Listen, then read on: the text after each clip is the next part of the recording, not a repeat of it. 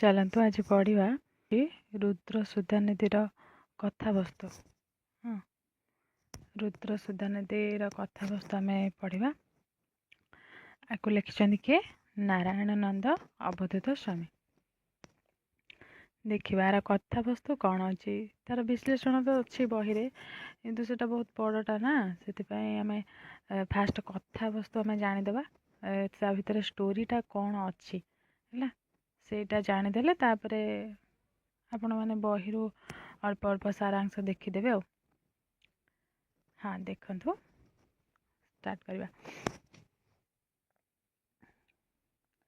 ଏକ ସାଧନାଭ୍ରଷ୍ଟ ଯୋଗୀର କାହାଣୀ ହିଁ ରୁଦ୍ର ସୁଧାନିଧିର କଥାବସ୍ତୁ ହେଲା। ଏକ ସାଧନାଭ୍ରଷ୍ଟ ଯୋଗୀର କାହାଣୀ। କ'ଣ? ସାଧନାକୁ ଭ୍ରଷ୍ଟ ହେଲା, ସାଧନା ଭ୍ରଷ୍ଟ ହେଇଯାଇଛି ତାଙ୍କର। କ'ଣ ସାଧନା ଭ୍ରଷ୍ଟ ହେଇଛି ଦେଖିବା। ଶିବ ପାର୍ବତୀ ସମ୍ବାଦ ଶୈଳୀରେ ଏହି ଗ୍ରନ୍ଥର କଥାବସ୍ତୁ ଆରମ୍ଭ ହୋଇଛି। ଶିବ ଆଉ ପାର୍ବତୀଙ୍କ ସମ୍ବାଦ ଶୈଳୀରେ ସମ୍ବାଦ ଦେଇଛନ୍ତି ହେଲା। ଥରେ ମାନସରୋବର କୂଳବର୍ତ୍ତୀ ଚନ୍ଦ୍ର ପରି ଉଜ୍ଜଳ କୈଳାସ ପର୍ବତରେ ସିଦ୍ଧ ରୁଦ୍ରଗଣଙ୍କ ମେଳରେ କାମାଙ୍ଗ ନାଶନ ମହାଦେବ ଶୈଳସୂତା ପାର୍ବତୀଙ୍କ ସହିତ ବିହରଣ କରୁଥିଲେ ହେଲା। କହିଲେ ନା ଥରେ ମାନସରୋବରରେ କ'ଣ ଥିଲା ନା, କୂଳବର୍ତ୍ତୀ ଚନ୍ଦ୍ର ପରି ଉଜ୍ଜଳ କୈଳାସ ପର୍ବତରେ ସିଦ୍ଧି ରୁଦ୍ରଗଣଙ୍କ ସହିତ, ଯେଉଁମାନେ ସବୁ ସିଦ୍ଧ ରୁଦ୍ରଗଣ ଥିଲେ ହେଲା, ମାନେ ସିଦ୍ଧ ଉପାସକ ଥିଲେ, ସେମାନଙ୍କ ମେଳରେ କ'ଣ କାମାଙ୍ଗ ନାଶନ ମହାଦେବ ଶୈଳସୂତା ହେଲା, କାମାଙ୍ଗ ନାଶନ ମହାଦେବ ଶୈଳସୂତା ପାର୍ବତୀଙ୍କ ସହିତ ସେ କ'ଣ କରୁଥିଲେ? ବିହରଣ କରୁଥିଲେ, ମାନେ ବୁଲୁଥିଲେ। ମହାଦେବଙ୍କ ରୁଦ୍ରଗଣ ଥିଲେ ସିଦ୍ଧ ସାଧକ।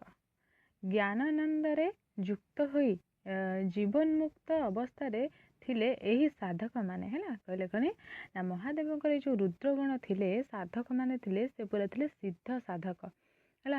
ଯେତେବେଳେ ଜ୍ଞାନାନନ୍ଦରେ ଯୁକ୍ତ ହୋଇ ଜୀବନ୍ମୁକ୍ତ ଅବସ୍ଥାରେ ଥିଲେ ଏହି ସାଧକମାନେ ହେଲା। ସେ କ'ଣ ଜ୍ଞାନାନନ୍ଦରେ ସେ ଯୁକ୍ତ ହୋଇଥିଲେ, ଜ୍ଞାନ ଅର୍ଜନ ବହୁତ କରିଥିଲେ ହେଲା, ଜ୍ଞାନ ମାର୍ଗରେ ଚାଲୁଥିଲେ ହେଲା, ଜୀବନ୍ମୁକ୍ତ ଅବସ୍ଥାରେ ଥିଲେ ହେଲା। ଜୀବନକୁ କ'ଣ ସେମାନେ ତୁଚ୍ଛ ମଣୁଥିଲେ ହେଲା, ସେମାନେ ସିଦ୍ଧି ପାଇଯାଇଥିଲେ ନା, ତା ଜୀବନକୁ ଜୟ କରିଦେଇଥିଲେ, ମାନେ କ'ଣ ସବୁ ପଞ୍ଚ ଇନ୍ଦ୍ରିୟକୁ ଜୟ କରିଦେଇଥିଲେ। ସେଇଥିପାଇଁ ତାପରେ କ'ଣ ହେଇଛି ନା, ସେମାନଙ୍କ ସାଧନାକୁ ପରୀକ୍ଷା କରିବା ପାଇଁ ମହାଦେବଙ୍କ ଏକ ଅଦ୍ଭୁତ ଅଭିଳାଷ ସୃଷ୍ଟି ହେଲା। ସେମାନେ କେତେ ପ୍ରକୃତରେ କେତେ ସିଦ୍ଧି ଅର୍ଜନ କରିଛନ୍ତି ହେଲା।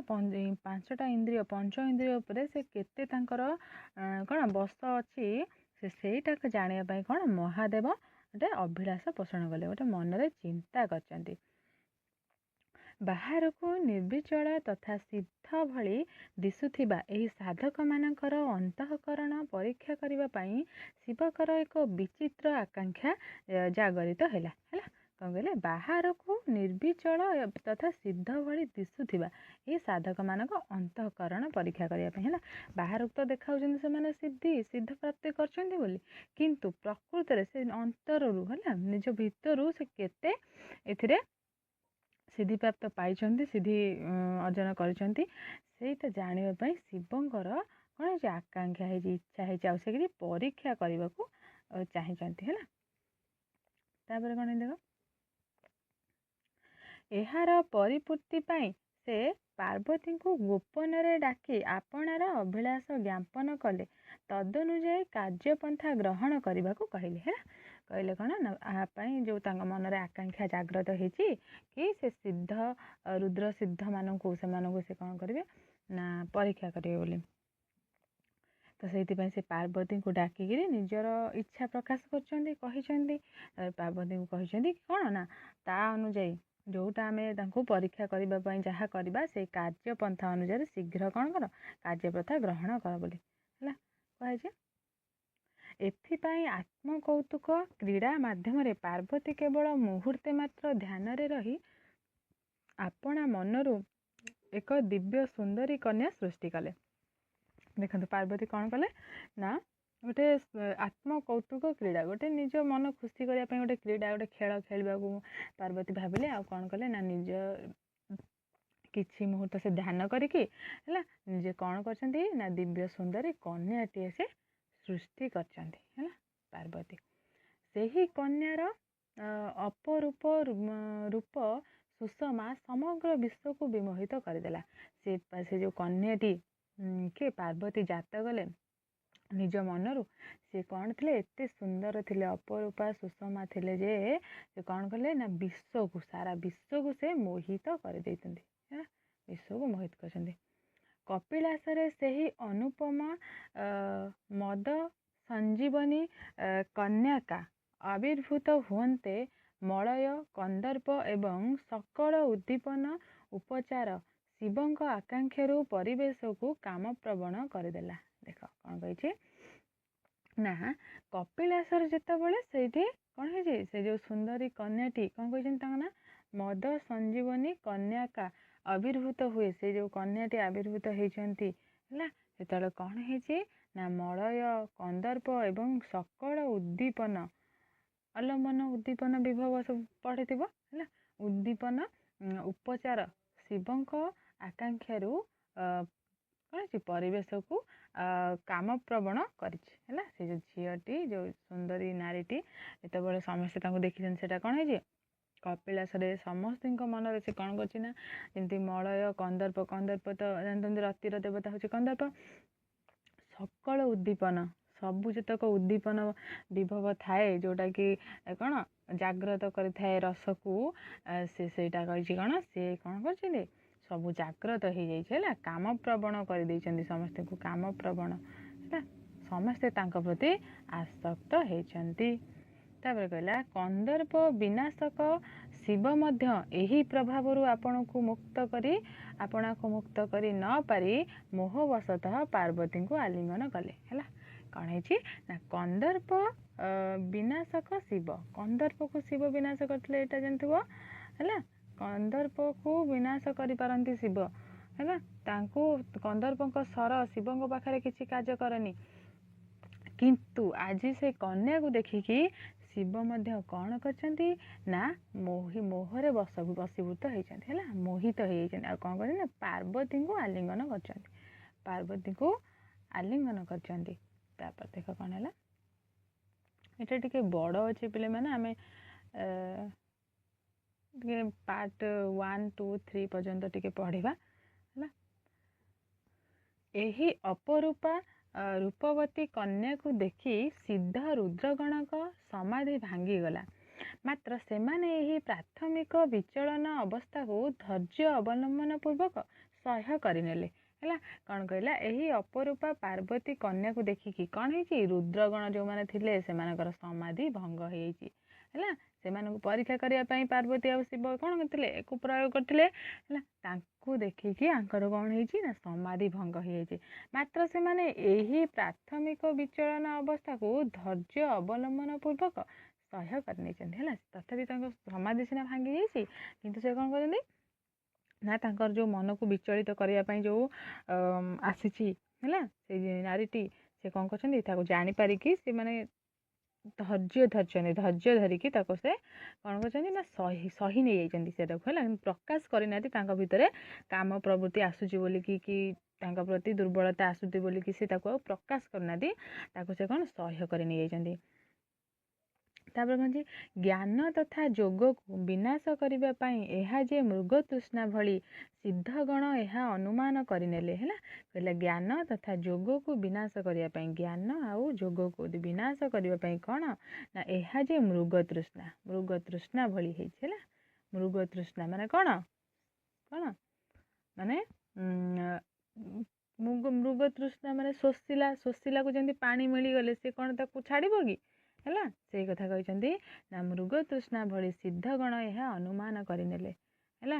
ମୃଗ ତୃଷ୍ଣା ଭଳି ମାନେ କ'ଣ, ହଁ ମୃଗ ତୃଷ୍ଣା ମାନେ ହେଉଛି କ'ଣ ନା ଯେଉଁ ଦୂରରୁ ଦେଖିବ ଯେମିତି ପାଣି ଦେଖାଉଥିବ, ମରୁଭୂମିରେ ଯେମିତି ପାଣି ଦେଖାଉଥିବ କିନ୍ତୁ ପାଖକୁ ଗଲା ବେଳକୁ ସେଇଟା ପାଣି ନଥିବ ହେଲା, ସେହିପରି ମୃଗ ତୃଷ୍ଣା ଭଳି ସିଦ୍ଧଗଣ ଏହା ଅନୁମାନ କରିନେଲେ, ଜାଣିଗଲେ କି ଏମିତି ଗୋଟେ କିଛି ହେଇଛି ବୋଲି ହେଲା।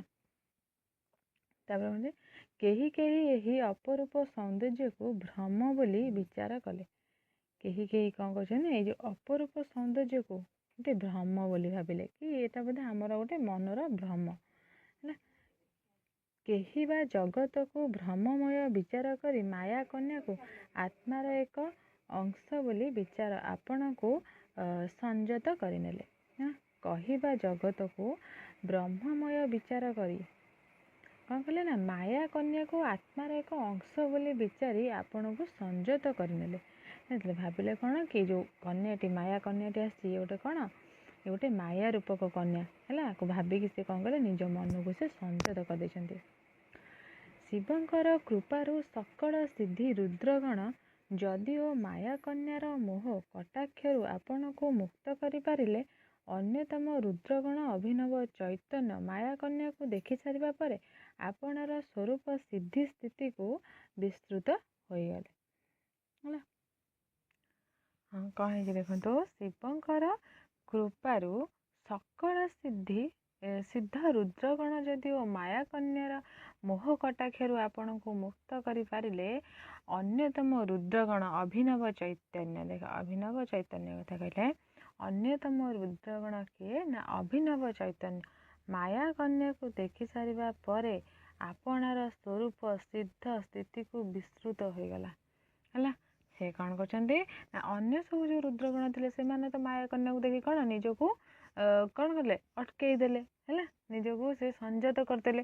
କିନ୍ତୁ ଆଉ ଜଣେ ଯେଉଁ ଥିଲେ କି ରୁଦ୍ରଗଣ ଥିଲେଙ୍କ ମଧ୍ୟରୁ ଆଉ ଜଣେ ଥିଲେ ଅଭିନବ ଚୈତନ୍ୟ, ସିଏ କ'ଣ କଲେ ନା ଆପଣାର ସ୍ୱରୂପ ସିଦ୍ଧ ସ୍ଥିତିକୁ ବିସ୍ତୃତ ହୋଇଗଲେ ହେଲା। ନିଜର ସ୍ୱରୂପ ସିଦ୍ଧ ସ୍ଥିତିକୁ ସେ ବିସ୍ତୃତ ହୋଇଗଲେ। ସେ ମାନେ ତାଙ୍କର ଭୁଲିଗଲେ କି ମୁଁ ଜଣେ ସିଦ୍ଧ କ'ଣ ରୁଦ୍ର ବୋଲି ହେଲା, ରୁଦ୍ରଗଣ ବୋଲି ସେ ଭୁଲିଗଲେ। କ'ଣ ହେଇଥିଲା ତାପରେ, ତାହାର ଏହି ସ୍ଖଳିତ ସ୍ଥିତିର ଚିତ୍ର ନାରାୟଣାନନ୍ଦଙ୍କ ଲେଖନରେ ଅତ୍ୟନ୍ତ କାବ୍ୟିକ ରୂପ ଗ୍ରହଣ କରିଛି। ତାପରେ କହିଲେ ଏହିପରି ଯେଉଁ ସ୍ଖଳିତ ଚିତ୍ର, ଏହିପରି ଅଭିନବ ଚୈତନ୍ୟଙ୍କର ଯେଉଁ ଚିତ୍ର, ଏଇ ନାରାୟଣାନନ୍ଦ ଅବଧ ସ୍ୱାମୀ ଯେ ସେ କ'ଣ କରୁଛନ୍ତି, ଆକୁ ନିରୂପଣ କରୁଛନ୍ତି କ'ଣ ନା, ତାର ଏହି ତପନ ଦେଖି ଶିବ ତାର ଏହି ପତନ ଦେଖି ଶିବ ତାର ଦୁର୍ବଳ ଚିତ୍ତବୃତ୍ତି ସମ୍ପର୍କରେ ତାକୁ ସଚେତନ କରି ଏ ଅବସ୍ଥା ପାଇଁ ତାକୁ ଦୋଷ ନ ଦେଇ କନ୍ଦର୍ପର ଅସମ୍ପନ୍ନ ପ୍ରଭାବର କଥା କହିଲେ। ଶିବ ଯେତେବେଳେ ଦେଖିଲେ କି ସବୁ ରୁଦ୍ରଗଣ କ'ଣ କଲେ, ନିଜକୁ ସଂଯତ କରିନେଲେ, ଆଉ ସେ ମାୟାବିନୀ ର କ'ଣ ରୂପରେ ସେ ଲୋଭିତ ହେଇନାହାନ୍ତି ବା ଆକର୍ଷିତ ନ ହେଇକି ନିଜକୁ ସଂଯତ କରିପାରୁଛନ୍ତି।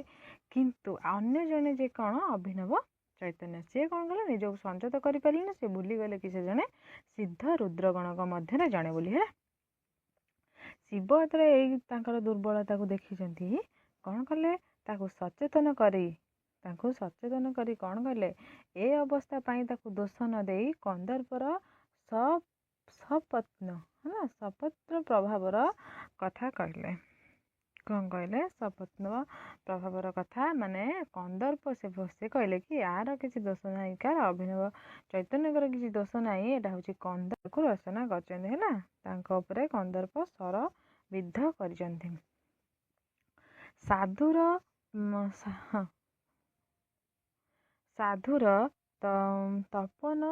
ପତନ ଫଳରେ ପରଜନ୍ମରେ ସେ ଶିବଲିଙ୍ଗ ଅଥବା ନୃପତି ହୁଏ। ତେଣୁ ପରଜନ୍ମରେ ଉତ୍ତମ ନରେନ୍ଦ୍ର କୋଳରେ ଜନ୍ମ ହୋଇ ଇପ୍ସିତା କନ୍ୟାକୁ ଲାଭ କରିବ ବୋଲି ପ୍ରବୋଧନା ଦେଲେ। ପୁଣି କ'ଣ କଲେ, ସାଧୁତା ପତନ ଫଳରେ, ତାର ଯେଉଁ ସେ ସାଧୁତା କାହାର ପତନ ହେଇଗଲା, ଅଭିନବ ଚୈତନ୍ୟର ଫଳରେ ପରଜନ୍ମରେ ସେ ଶିବଲିଙ୍ଗ ଅଥବା ନୃପତି ହୁଏ। ସେ କ'ଣ ହୁଏ ନା, ଶିବଲିଙ୍ଗ ଅଥବା ନୃପତି ମାନେ କ'ଣ, ରାଜା ହୁଏ। ତେଣୁ ପରଜନ୍ମରେ ଉତ୍ତମ ନରେନ୍ଦ୍ର କୋଳରେ ଜନ୍ମ ହୋଇ ଇପ୍ସିତା କନ୍ୟାକୁ ଲାଭ କରିବ ବୋଲି ପ୍ରବୋଧନ ଦେଲେ। କିଏ, ସେଇ ଅଭିନବ ଚୈତନ୍ୟ ହେଲା। ମହାବିଷ୍ଟ ଅଭିନବ ଚୈତନ୍ୟ ଗୁରୁଦେବ ଶଙ୍କରଙ୍କର ଏ ପ୍ରକାର ଅଭିଶାପରେ ବିମୋଚିତ ହୋଇ ତାଙ୍କ ପାଦ ତଳେ ପଡ଼ି ଦୋଷ ପ୍ରାର୍ଥନା କଲା ଏବଂ ଜନ୍ମାଦି ଦୁଃଖକୁ ତାଙ୍କ ସମ୍ମୁଖରେ ବିସ୍ତୃତ ଭାବେ ବର୍ଣ୍ଣନା କଲା। କହିଲେ କ'ଣ ନା ଯେତେବେଳେ ତାର ସାଧୁତା ଯେତେବେଳେ ପତନ ହେଇଗଲା, ଯେତେବେଳେ ଶିବ ନିଜେ ଜାଣିଲେ, ତାପରେ କ'ଣ କଲେ, ତାଙ୍କୁ ଅଭିଶାପ ଦେଲେ। କ'ଣ ଅଭିଶାପ ଦେଲେ ନା ସେ ଯାଇକି କ'ଣ କରିବେ, କ'ଣ ଯାଇ ପୃଥିବୀ ପୃଷ୍ଠରେ ଜନ୍ମଗ୍ରହଣ କରିବେ ଗୋଟେ ରାଜାଙ୍କର ପୁତ୍ର ହିସାବରେ ଜନ୍ମ ଗ୍ରହଣ କରିବେ, ଆଉ ସେଇ କନ୍ୟାକୁ ସେ ବିବାହ କରିବେ ବୋଲି କହିଛନ୍ତି। ଇପ୍ସିତ କନ୍ୟାକୁ, ସେଇ କନ୍ୟାକୁ ସେ ବିବାହ କରିବେ ବୋଲିକି କହିଲେ। ତାପରେ ଯେତେବେଳେ ଶିବଙ୍କର ଏଇ ଅଭିଶାପ ଦେଖିକି ସେ କ'ଣ ନିଜେ ବହୁତ ଦୁଃଖ ପ୍ରକାଶ କରିକି ସେ କ'ଣ କଲେ, ଶିବଙ୍କ ପାଦ ତଳେ ପଡ଼ିଲେ, ପ୍ରାର୍ଥନା କଲେ, ଆଉ ଜନ୍ମାଦି ଦୁଃଖକୁ, ଜନ୍ମ ହେବାର ଯେଉଁ ଦୁଃଖ କଷ୍ଟ ତାକୁ ସେ ବିସ୍ତୃତ ଭାବରେ କହିଛନ୍ତି।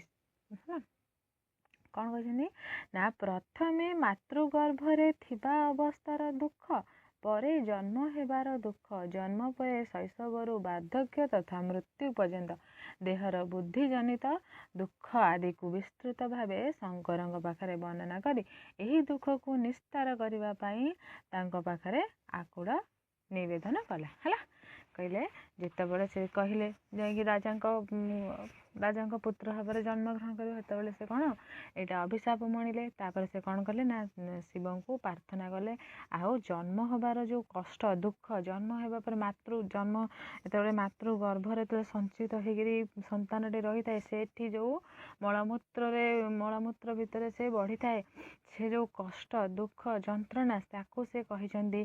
ଜନ୍ମ ହେବା ପରେ ଯେ ସବୁ ଦୁଃଖ ମିଳିଥାଏ ତାକୁ କହିଛନ୍ତି। ପୁଣି କ'ଣ କହିଛନ୍ତି ନା ଜନ୍ମ ପରୁ ଶୈଶବ ଅବସ୍ଥାରୁ ବାର୍ଦ୍ଧକ୍ୟ, ଶିଶୁରୁ ବୁଢ଼ା ହେବା ପର୍ଯ୍ୟନ୍ତ ଯେତକ କଷ୍ଟ ଯନ୍ତ୍ରଣା ସେ ବିଷୟରେ କହିଛନ୍ତି। ପୁଣି ମୃତ୍ୟୁ ପର୍ଯ୍ୟନ୍ତ, ବୁଢ଼ାରୁ ମୃତ୍ୟୁ ପର୍ଯ୍ୟନ୍ତ ଦେହର ବୃଦ୍ଧିଜନିତ ଯାହା ବି ସବୁ କଷ୍ଟ ଅଛି ତା ସବୁ ବିସ୍ତୃତ ଭାବରେ ବର୍ଣ୍ଣନା କରିକି କାହାକୁ କହିଛନ୍ତି ନା ଶିବ ଠାକୁରଙ୍କୁ କହିଛନ୍ତି।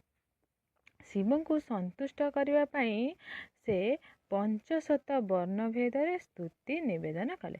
ଶିବଙ୍କୁ ସନ୍ତୁଷ୍ଟ କରିବେ କି ଶିବ ତାଙ୍କ ଅଭିଶାପ ଫେରେଇ ନିଅନ୍ତୁ ବୋଲି, ସେଥିପାଇଁ ସେ କ'ଣ କଲେ ଏଇଟା ମନେ ରଖିବେ, 50 ବର୍ଣ୍ଣ ଭେଦରେ ସେ ସ୍ତୁତି ନିବେଦନ କରିଛନ୍ତି ଶିବଙ୍କୁ। ହେଲା, 50 ବର୍ଣ୍ଣରେ। ତାପରେ ଦେଖନ୍ତୁ କ'ଣ ହେଇଛି ନା ତାର ସ୍ତୁତିରେ ସନ୍ତୁଷ୍ଟ ହୋଇ ସଦାଶିବ ତାକୁ କଲ୍ୟାଣ କରି ପ୍ରାରବ୍ଧ ଅବଶ୍ୟ ଭୋଗିବାକୁ ପଡ଼ିବ ବୋଲି ପରାମର୍ଶ ଦେଇ କର୍ମଫଳ ଭୋଗ କରିବାକୁ ପରାମର୍ଶ ଦେଲେ।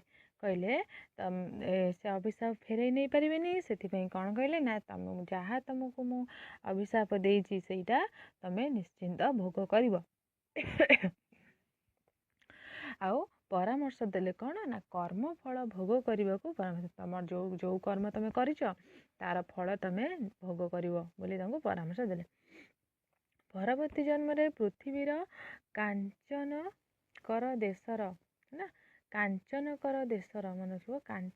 ଦେଶର ଅମୃତ ତରଙ୍ଗିଣୀ ନଦୀ ତୀରରେ ଉଦୟ ଶୈଳ ଉପରେ ଥିବା ବସୁଧାମଣ୍ଡଳ କଟକର ରାଜା ଅନଙ୍ଗ ପଦ୍ମାକରଙ୍କ ପତ୍ନୀ ଶଶୀପ୍ରଭାଙ୍କ ଗର୍ଭରେ ପ୍ରବେଶ କରିବାକୁ ଏବଂ ଜୀବିତାବସ୍ଥାରେ ଐଶ୍ୱର୍ଯ୍ୟ ଏବଂ ମୃତ୍ୟୁ ପରେ କୈବଲ୍ୟ ଲାଭ କରିବା ପାଇଁ ପରାମର୍ଶ ଦେଲେ। ଦେଖ, ଯେତେବେଳେ ଶିବଙ୍କୁ ସେ ପ୍ରାର୍ଥନା କଲେ, ଶିବ ତାଙ୍କ ପ୍ରାର୍ଥନାରେ ସନ୍ତୁଷ୍ଟ ହେଇଗଲେ ଆଉ କହିଥିଲେ କି ତୋର କର୍ମଫଳ ତୁ ଭୋଗ କରିବୁ, କିନ୍ତୁ ତାପରେ ତୁ ଜନ୍ମ ଗ୍ରହଣ କରିବୁ କ'ଣ ହେବ ନା ପୃଥିବୀର କାଞ୍ଚନକର ଦେଶରେ, ତାଙ୍କୁ କହିଥିଲେ କୋଉଠି ତୁ ଜନ୍ମଗ୍ରହଣ କରିବୁ, କାଞ୍ଚନକର ଦେଶର ଅମୃତ ତରଙ୍ଗିଣୀ ନଦୀ ତୀରରେ, ଗୋଟେ ଅମୃତ ତରଙ୍ଗିଣୀ ନଦୀ ଅଛି, ସେହି ତୀରରେ ଉଦୟ ଶୈଳ ଉପରେ ଥିବା ବସୁଧାମଣ୍ଡଳ। ହେଲା, ବସୁଧାମଣ୍ଡଳ ହେଉଛି ଗୋଟେ କ'ଣ ରାଜ୍ୟ। କହିଲେ ବସୁଧାମଣ୍ଡଳ ରାଜ୍ୟର କଟକର ରାଜା ଅନଙ୍ଗ ପଦ୍ମାଙ୍କର ପତ୍ନୀ ଶଶୀପ୍ରଭାଙ୍କ ଗର୍ଭରେ ପ୍ରବେଶ କରିବାକୁ କହିଛନ୍ତି। କ'ଣ କଟକର ରାଜା ଥିଲେ କିଏ ନା ଅନଙ୍ଗ ପଦ୍ମାକର ପତ୍ନୀ, ଆଉ ତାଙ୍କ ପତ୍ନୀ ହେଉଛନ୍ତି କିଏ ଶଶୀପ୍ରଭା। ହେଲା, ମନେ ରଖିବ। ଯେତେବେଳେ ଅଭିନବ ଚୈତନ୍ୟ କୋଉଠି ଜନ୍ମଗ୍ରହଣ କରିଥିଲେ ନା ପଦ୍ମାକର। ହେଲା, କଟକର ରାଜା ଅନଙ୍ଗ ପଦ୍ମାକର ଏବଂ ତାଙ୍କ ପତ୍ନୀଙ୍କ ନାଁ ହେଉଛି ଶଶୀପ୍ରଭାଙ୍କ ଗର୍ଭରେ ସେ ପ୍ରବେଶ କରିଛନ୍ତି। ପ୍ରବେଶ କରିବେ। ଆଉ କ'ଣ କରିବେ ନା ଜୀବିତ ଅବସ୍ଥାରେ ସେ ସବୁ ପ୍ରକାର ଐଶ୍ୱର୍ଯ୍ୟ ଭୋଗ କରିବେ ହେଲା, ସୁଖ ଶାନ୍ତି ଐଶ୍ୱର୍ଯ୍ୟ ଭୋଗ କରିବେ, କିନ୍ତୁ ମୃତ୍ୟୁ ପରେ ସେ କୈବଲ୍ୟ ଲାଭ କରିବେ। ମୃତ୍ୟୁ ପରେ ସେ କୈବଲ୍ୟ ଲାଭ କରିବେ ବୋଲି ତାଙ୍କୁ ପରାମର୍ଶ ଦେଇଛନ୍ତି। ତାପରେ କହିଲେ ନିରୁପାୟ ଅଭିନବ ଚୈତନ୍ୟ କାଳ ବିଳମ୍ବ ନ କରି ତାରକ ଧାତୁ ଯୋଗ ବଳରେ ମହାରାଣୀ ଶଶୀପ୍ରଭାଙ୍କ ଗର୍ଭରେ ଅଭିଷ୍ଟ ହେଲେ ହେଲା। ଅଭିନବ ଚୈତନ୍ୟ ଆଉ ବିଳମ୍ବ ନ କରିକି ଜାଣିଲେ ତ ମୋତେ ଏସବୁ ଭୋଗିବାକୁ ପଡ଼ିବ, ତ ସେଥିପାଇଁ ସେ ବିଳମ୍ବ ନ କରି କ'ଣ କଲେ ନା ତାରକ ଧାତୁ ଯୋଗ ବଳରେ ହେଲା, କ'ଣ ତାରକ ଧାତୁ ତା ଯୋଗ ବଳରେ ସେ କ'ଣ କଲେ ଶଶୀପ୍ରଭାଙ୍କ ଗର୍ଭରେ ଯାଇ ପ୍ରବିଷ୍ଟ ହେଲେ, ଯାଇ ପ୍ରବେଶ କରିଛନ୍ତି ଶଶୀପ୍ରଭାଙ୍କ ଗର୍ଭରେ। ଅଭିନବ ଚୈତନ୍ୟର ଆମୋଘ ଧାତୁ ରାଣୀଙ୍କ ଗର୍ଭରେ ପ୍ରବେଶ କରନ୍ତେ ଏହାକୁ ସ୍ୱପ୍ନପ୍ରାୟ ମଣି ରାଣୀ ଉଠି ବସି ରାଜାଙ୍କୁ ସ୍ୱପ୍ନ ବୃତ୍ତାନ୍ତ କହିଲେ ହେଲା। ଯେତେବେଳେ ସେ କ'ଣ ତାରକ ଧାତୁ ଯୋଗରେ ସେ ଆସିକିରି ଚୈତନ୍ୟ କ'ଣ କରିଛନ୍ତି ନା ଅମୋଘ ଧାତୁ ରାଣୀଙ୍କ ଗର୍ଭରେ ଆସି ପ୍ରବେଶ କରିଛନ୍ତି, ସେତେବେଳେ ରାଣୀ କ'ଣ କରିଛନ୍ତି ଏସବୁ ସ୍ୱପ୍ନରେ ଦେଖିଛନ୍ତି। ଆଉ ଯେତେବେଳେ ଭାବିଛନ୍ତି କ'ଣ ଏସବୁ ସ୍ୱପ୍ନ ବୋଲି ଭାବିକି ଆସିକି ଉଠିକି ବସିକି ରାଜାଙ୍କୁ ସେ ସ୍ୱପ୍ନରେ ଯାହା ସବୁ ଦେଖିଲେ ସେସବୁ କଥା କହୁଛନ୍ତି। ରାଣୀଙ୍କୁ ଆଶ୍ୱାସନା ଦେଇ ରାଜା ଅନଙ୍ଗ ପଦ୍ମାକର ପ୍ରଭାତରୁ ରାଣୀଙ୍କ ସ୍ୱପ୍ନଫଳ ବିଚାର ପାଇଁ ଗୁଣଜ୍ଞ ବ୍ରାହ୍ମଣମାନଙ୍କୁ ଡକାଇଲେ। କହିଲେ ରାଣୀ ଏମିତିକା ସ୍ୱପ୍ନ କାହିଁକି ଦେଖିଲେ, ସେ କ'ଣ କରିଛନ୍ତି ନା ରାଜା ପଦ୍ମାକର କ'ଣ କଲେ, ଅନଙ୍ଗ ପଦ୍ମାକର ନା ରାଣୀଙ୍କ ସ୍ୱପ୍ନ ଫଳ ବିଚାର କରିବାକୁ ସେ ଗୁଣଜ୍ଞ ବ୍ରାହ୍ମଣମାନଙ୍କୁ, ଯେଉଁମାନେ ପ୍ରକୃତରେ ଗୁଣୀ ହେଲା ଜାଣିଥାନ୍ତି, ସେଇ ବ୍ରାହ୍ମଣଙ୍କୁ ସେ ଡକାଇଲେ କି ସ୍ୱପ୍ନ କଥା ଶୁଣିକି ସେ ତାଙ୍କୁ କହିବେ ଏହାର କାରଣ କ'ଣ। ବହୁ ଶାସ୍ତ୍ରରେ ବିଦ୍ୱାନ ଏହି ବ୍ରାହ୍ମଣମାନେ ସ୍ୱପ୍ନ ଦଶା ରାଣୀଙ୍କ ମୁଖରୁ ଶ୍ରବଣ କରି ଏହା ଅତ୍ୟନ୍ତ ଶୁଭ ସୂଚକ ଏବଂ ଏତେ ଦିନ ପରେ ରାଜାଙ୍କର ପୁତ୍ର ଲାଭ ହେବ ବୋଲି ଭବିଷ୍ୟତ ବାଣୀ କଲେ ହେଲା। ଆଉ ସବୁ ବିଦ୍ୱାନ ମାନେ ଯେଉଁ ଆସିକି ଯେତେବେଳେ ଶୁଣିଲେ କି ରାଣୀ ଏମିତି ସ୍ୱପ୍ନ ଦେଖିଛନ୍ତି ବୋଲି, ସେମାନେ କ'ଣ କଲେ ନା କହିଲେ ଏହା ହେଉଛି ଅତ୍ୟନ୍ତ ଶୁଭ ସୂଚକ, ଅତ୍ୟନ୍ତ ଶୁଭ ସୂଚନା ଦେବ। ଆଉ କ'ଣ ନା ଏତେ ଦିନ ପରେ ଏବେ ରାଜାଙ୍କ କୋଳରେ ଗୋଟେ ପୁତ୍ର ସନ୍ତାନ ଜାତ ହେବ। ରାଜା ଅନଙ୍ଗ ପଦ୍ମାକର ଏଥିରେ ସନ୍ତୁଷ୍ଟ ହୋଇ ବ୍ରାହ୍ମଣମାନଙ୍କୁ ଦାନ ଦକ୍ଷିଣା ଦେଇ ସନ୍ତାନ ଜନ୍ମର ସେହି ଶୁଭ ବେଳାକୁ ଅପେକ୍ଷା କରି ରହିଲେ ହେଲା। ଦେଖନ୍ତୁ କ'ଣ ହେଲା ତାପରେ କ୍ରମେ ଶଶୀପ୍ରଭାଙ୍କର ଗର୍ଭୋଦୟ ହେଲା ହେଲା।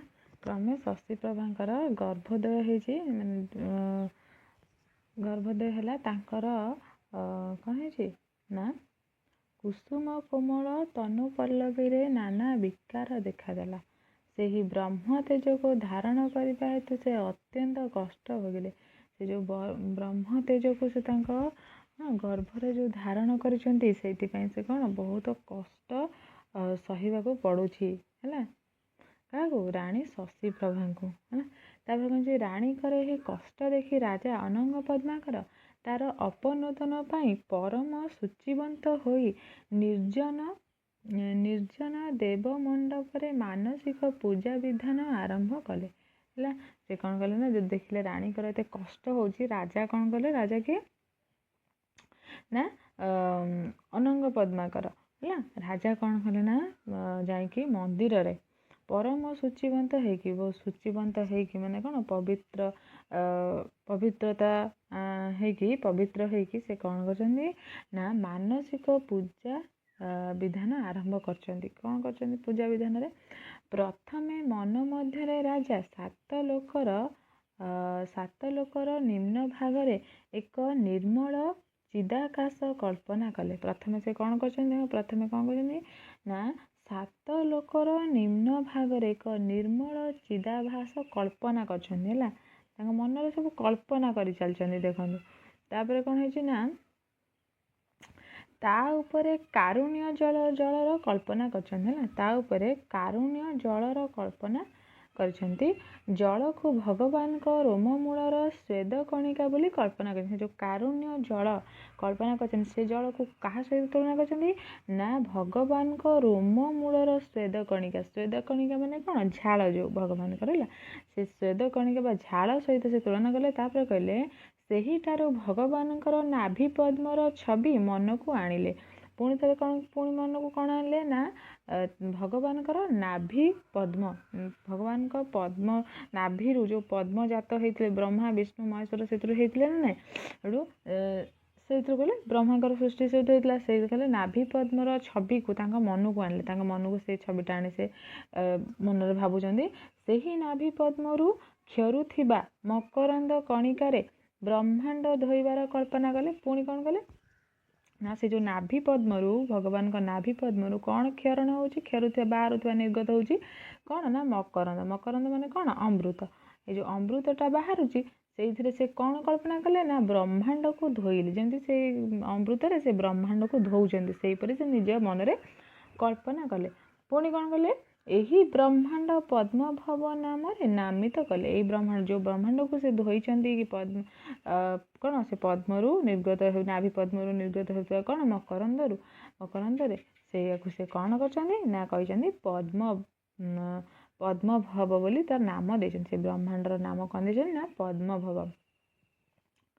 ସେହି ପଦ୍ମଭବ ବ୍ରହ୍ମାଣ୍ଡ ତଳେ ମହାଜଳ ମଧ୍ୟରେ ଏକ କମଠର କଳ୍ପନା କଲେ, ଯାହାର ନିଶ୍ୱାସରେ 7 ଲୋକ ରହିଥିବାର ବିଚାର କଲେ। ହେଲା, କ'ଣ କଲେ ନା ସେହି ପଦ୍ମଭବ ଯେଉଁଟା ପଦ୍ମଭବ ବ୍ରହ୍ମାଣ୍ଡ କଥା ସେ ମନରେ ଚିନ୍ତା କଲେ, ସେଇଟାକୁ ସେ କ'ଣ କଲେ ତଳେ ମହାରାଜ ମଧ୍ୟରେ ଏକ କମଠର କଳ୍ପନା କଲେ। ପୁଣି ଗୋଟେ କମଠର ଗୋଟେ କ'ଣ କଳ୍ପନା କଲେ, ଯାହାଦ୍ୱାରା ସେ କ'ଣ କଲେ ନିଶ୍ୱାସରେ 7 ଲୋକ ରହିଥିବାର ବିଚାର କଲେ। ହେଲା, ସେ କ'ଣ କଲେ କଳ୍ପନା କରି କହିଲେ ଯାହାର ନିଶ୍ୱାସରେ 7 ଲୋକ ରହିଥିବାର ସେ ବିଚାର କଲେ। ସେହି କମଠର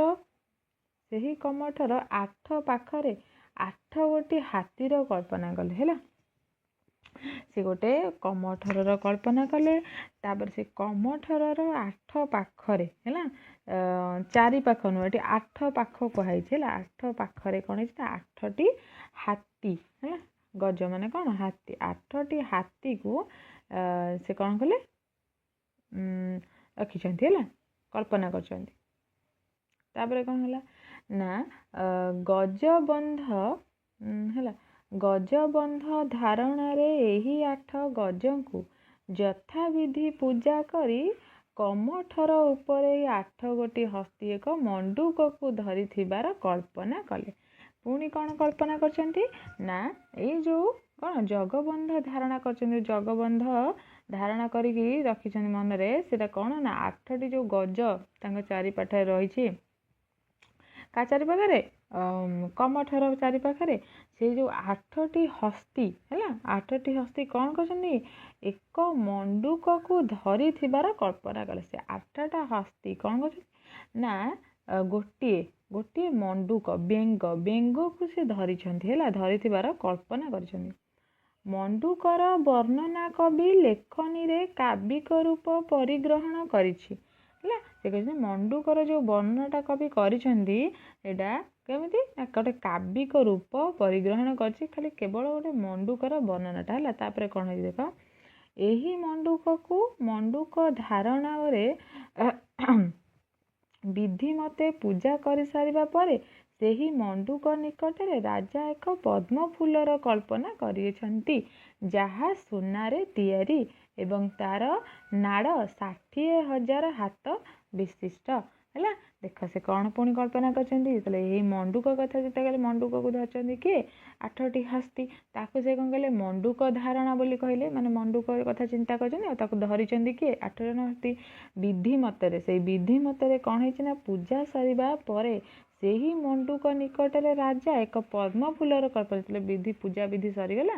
ହେଲା, ତାପରେ କ'ଣ ହେଇଛି ନା ସେଇ ଯେଉଁ ମଣ୍ଡୁକ ପାଖରେ ଯେଉଁ ମଣ୍ଡୁକକୁ ଧରିକି ରଖିଥିଲେ କିଏ 8ଟି ହସ୍ତୀ, ସେଇ ମଣ୍ଡୁକ ପାଖରେ ସେ ଗୋଟେ ପଦ୍ମ ଫୁଲର କଳ୍ପନା କରିଛନ୍ତି ରାଜା।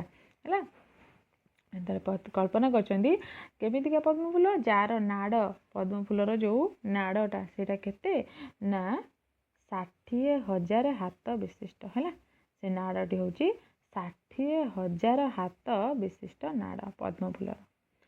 ଏହି ପାତାଳ ପଦ୍ମ ଅମଳିନ ସୁଗନ୍ଧମୟ। ହେଲା, କହିଲେ ଏଇ ଯେଉଁ ପାତାଳ ପଦ୍ମ ମାନେ 60 ହାତ ଲମ୍ବା 60,000 ହାତ ବିଶିଷ୍ଟ ହେଇଛି, କେତେ ଲମ୍ବା ନାଡ଼ ତାର ହେଇଥିବ। ସେ କହିଛନ୍ତି କି ସେଟା ହେଉଛି ପାତାଳରୁ ଆସିଛି, ସେ ପାତାଳରୁ ସେ ପଦ୍ମ ଫୁଲଟି ଫୁଟିଛି ହେଲା। ସେ ଫୁଲଟି କ'ଣ ନା ଅମଳିନ ହେଲା, ମଳିନହୀନ ଅମଳିନ ଆଉ ସୁଗନ୍ଧମୟ, ଅତି ସୁଗନ୍ଧିତ ସେଇ ପଦ୍ମ ଫୁଲଟି ହେଲା। ତାପରେ କହିଲେ ଦେଖନ୍ତୁ କ'ଣ ହେଲା ନା ଏହାକୁ ଶ୍ରୀ ପଦ୍ମରେ ପୂଜା କରି ଏଥିରେ ଅନନ୍ତ ସ୍ୱରୂପ ପରମେଶ୍ୱର ବିଜୟ କରିଛନ୍ତି ବୋଲି କଳ୍ପନା କଲେ। ଏହାକୁ କ'ଣ କଲେ ନା ଶ୍ରୀ ପଦ୍ମରେ ପୂଜା କରି, ଆକୁ ଶ୍ରୀ ପଦ୍ମରେ ପୂଜା କରିଛନ୍ତି ହେଲା। ଶ୍ରୀ ପଦ୍ମ, ଶ୍ରୀ ମାନେ କ'ଣ ଲକ୍ଷ୍ମୀ ହେଲା, ଲକ୍ଷ୍ମୀଙ୍କ ପାଦ ପଦରେ ତାକୁ ପୂଜା କରିଛନ୍ତି, ଏଥିରେ ଅନନ୍ତ ସ୍ୱରୂପ ପରମେଶ୍ୱର ବିଜୟ କରିଛନ୍ତି ବୋଲି କଳ୍ପନା କଲେ। ଯେତେବେଳେ ୟାକୁ ରଖି ସେ ଲକ୍ଷ୍ମୀଙ୍କ ପାଖରେ ରଖି ପୂଜା କଲେ, ତାପରେ କ'ଣ ହେଲା ସେଠି ଚିନ୍ତା କଲେ କି ଅନନ୍ତ ସ୍ୱରୂପ ପରମେଶ୍ୱର ହେଲା, ଅନନ୍ତର ସ୍ୱରୂପ ପରମେଶ୍ୱର ଭଗବାନ ବିଷ୍ଣୁ ଆସିକିରି କ'ଣ କରିଛନ୍ତି ନା ସେଥିରେ ବିଜୟ କରିଛନ୍ତି ବୋଲି କଳ୍ପନା କରିଛନ୍ତି ହେଲା। ସେହି ଅନନ୍ତ ନାଗକୁ ରାଜା ଯୋଗ ଧ୍ୟାନରେ କ'ଣ କରିଛନ୍ତି ସ୍ମରଣ କଲେ। ସେ ଯେଉଁ ଅନନ୍ତ ନାଗକୁ ହେଲା, ଅନନ୍ତ ନାଗ ଯେଉଁ ପାତାଳରେ ଥାଆନ୍ତି ଅନନ୍ତ ନାଗ, ସେ ଅନନ୍ତ ନାଗ କହିଛନ୍ତି ନା ପାତାଳରୁ ଆସିଛି ପଦ୍ମ ଫୁଲ, ସେଥିପାଇଁ କହିଲେ ସେ ଯେଉଁ ଅନନ୍ତ ନାଗ ଅଛନ୍ତି ରାଜା ତାଙ୍କୁ କ'ଣ କରିଛନ୍ତି ନା ଯୋଗ ଧ୍ୟାନରେ ସ୍ମରଣ କରିଛନ୍ତି ହେଲା, ସ୍ମରଣ କରିଛନ୍ତି। ତାପରେ କ'ଣ କହିଲେ ଯୋଗ ଧ୍ୟାନରେ କଳ୍ପନା କରିସାରିବା ପରେ ସେହି ପରମ ପୁରୁଷ ଅନନ୍ତ ନାଗକୁ ପୁରୁଷ ସୂକ୍ତ ଅନୁସାରେ ଆକାଶ ଗଙ୍ଗାରୁ ଜଳ କ୍ଷରିତ କରି ମାନସିକ ପୂଜା କଲେ ହେଲା। ସେ ଯେଉଁ କ'ଣ ଯେଉଁ କଳ୍ପନା କରିଛନ୍ତି ହେଲା, ସେ କଳ୍ପନା କରିସାରିବା ପରେ ଏସବୁ କଥା ପରମ ପୁରୁଷ ଅନନ୍ତ ନାଗକୁ, ସେ ଅନନ୍ତ ନାଗ ଯେଉଁ ପରମ ପୁରୁଷ ଅନନ୍ତ ନାଗକୁ ସେ କ'ଣ କରିଛନ୍ତି ପୁରୁଷ ସୂକ୍ତ ବୋଲିକି ଭାବିଛନ୍ତି, ଆଉ ପୁରୁଷ ସୂକ୍ତ ଅନୁସାରେ ଆକାଶର ଗଙ୍ଗାରୁ ଜଳ କ୍ଷରିତ କରି ମାନସିକ ପୂଜା କରିଛନ୍ତି। ପୁଣି ଆକାଶରୁ ସେମିତି କଳ୍ପନା କରିଛନ୍ତି କି ଆକାଶରୁ ଗଙ୍ଗା ଜଳ କ୍ଷରିତ ହେଲା, ନିର୍ଗତ ହେଲା, ସେଇ ଗଙ୍ଗା ଜଳରେ କ'ଣ କଲେ ନା ମାନସିକ ପୂଜାବିଧି କଲେ ଅନନ୍ତ ନାଗକୁ ହେଲା, ମାନସିକ ପୂଜାବିଧି କଲେ। ସେହି ଅନନ୍ତ ନାଗଙ୍କ ଅସଂଖ୍ୟ ଫଣା ମଧ୍ୟରୁ ସବୁ ଉପର ଫଣାରେ ଏକ ଉଜ୍ଜଳ ମଣିକୁ କଳ୍ପନା କଲେ ଏବଂ ତା ଉପରେ ପୃଥିବୀ ଏକ ତିଳ ପ୍ରାୟକ ହୋଇଥିବାର କଳ୍ପନା, ଗୋଟେ ଉଜ୍ଜଳ ମଣିକୁ ସେ କଳ୍ପନା କଲେ ଏବଂ ତା ଉପରେ ସେଇ ମଣି ଉପରେ ସେ କ'ଣ କଲେ ନା ପୃଥିବୀ ହେଲା, ତା ଉପରେ ପୃଥିବୀ ଏକ ହେଉଛି ତିଳ ପ୍ରାୟକ, ତିଳ ମାନେ କ'ଣ ଛୋଟ ତିଳ, ସୋରିଷ ବିନ୍ଦୁ ଯେମିତି ଛୋଟଟେ ସେମିତି ହେଲା, ଗୋଟେ ଛୋଟ ତିଳ ସହିତ ସେଟା ସମାନ ହେଲା ହୋଇଥିବାର କଳ୍ପନା କରିଛନ୍ତି। ସେ ଯେଉଁ ଉଜ୍ଜଳମଣି ମଣି ଏତେ ବଡ଼ଟେ ଯେ କି ପୃଥିବୀ ତା ସାମ୍ନାରେ ଗୋଟେ ତିଳ ହେଲା, ଛୋଟ ଶସ୍ୟ ସହିତ ସମାନ, ମାନେ ବୀଜ ସହିତ ସମାନ ବୋଲି କହିଛନ୍ତି, କଳ୍ପନା କରିଛନ୍ତି। ତାପରେ କ'ଣ ହେଲା ସେହି ପୃଥିବୀକୁ ଧରିତ୍ରୀ ମନ୍ତ୍ରରେ ପୂଜା କରି ସେହି ପୃଥିବୀ ଉପରେ ଆସନ ମନ୍ତ୍ରରେ ରାଜା ଉପବେଶନ କରିବାର କଳ୍ପନା କଲେ। ପୁଣି କହିଲେ ସେଇ ଯେଉଁ ଛୋଟ ତିଳ ମାତ୍ର ପୃଥିବୀ ଉପରେ ସେ ଧରିତ୍ରୀ ମନ୍ତ୍ରରେ ପୂଜା କଲେ। ସେ ପୁଣି ସେଠି ମନ୍ତ୍ର ପୂଜା କରିଛନ୍ତି କ'ଣ ନା ଧରିତ୍ରୀ ମନ୍ତ୍ର ହେଲା, ଧରିତ୍ରୀ ମନ୍ତ୍ରରେ ପୂଜା କରିଛନ୍ତି। ପୁଣି କହିଛନ୍ତି ସେହି ପୃଥିବୀ ଉପରେ ଆସନ ମନ୍ତ୍ରରେ ହେଲା, ପୁଣି ଆସନ ସେଇ ପୃଥିବୀ ଉପରେ ଗୋଟେ ଆସନ ମନ୍ତ୍ର କରୁଛନ୍ତି, ଆସନ ମନ୍ତ୍ରରେ ରାଜା ଉପବେଶନ କରିବାର କଳ୍ପନା କଲେ, ବସିବାର କଳ୍ପନା କଲେ ହେଲା। ତାପରେ କ'ଣ ହେଲା ଆସନରେ ବସିବା କଳ୍ପନା କରି ରାଜା ବିଧି ବିଧାନରେ ଦେବ ଦେବୀଙ୍କୁ ପୂଜା କରି ଶରୀର ମୁଦ୍ରାରେ କ'ଣ କଲେ ଭୂତ ସିଦ୍ଧ କଲେ ହେଲା, ଶରୀର ମୁଦ୍ରାରେ ଭୂତ ସିଦ୍ଧ କଲେ। କ'ଣ ଭୂତ ସିଦ୍ଧ କଲେ ଦେଖ, ଆସନରେ ବସିବାର କଳ୍ପନା କଲେ। ସେ ଯେଉଁ ଆସନ, ସେ ଯେଉଁ ପୃଥିବୀ ଉପରେ ଆସନ ମନ୍ତ୍ର ଜପ କରି ଆସନ କଲେ। ତାପରେ କ'ଣ କଲେ ନା ରାଜା କ'ଣ କଲେ ସେଠି ବସିଲେ, ସେ ଆସନ ଉପରେ ବସିଲେ, ବସିକି କ'ଣ କଲେ ନା ଦେବଦେବୀଙ୍କୁ ପୂଜା କରି ଶରୀର ମୁଦ୍ରାରେ ଭୂତ ସିଦ୍ଧି କଲେ, ଦେବୀ ଦେବୀଙ୍କୁ ପୂଜା କଲେ। ତାପରେ ଶରୀର ମୁଦ୍ରା କଲେ, ଶରୀର ମୁଦ୍ରା କରିକି ସେ କ'ଣ କରିଛନ୍ତି ନା ଭୂତ ସିଦ୍ଧି କଲେ ହେଲା, ପଞ୍ଚଭୂତକୁ ସିଦ୍ଧି କରିବା ପାଇଁ ମୁଦ୍ରାରେ ବସନ୍ତି ସେଇଟା। ଆପଣ ପାଦରୁ ଜାନୁ ପର୍ଯ୍ୟନ୍ତ ପୃଥିବୀର କଳ୍ପନା କରି ତାହାକୁ ଶୋଧ କରିବାର କଳ୍ପନା କଲେ।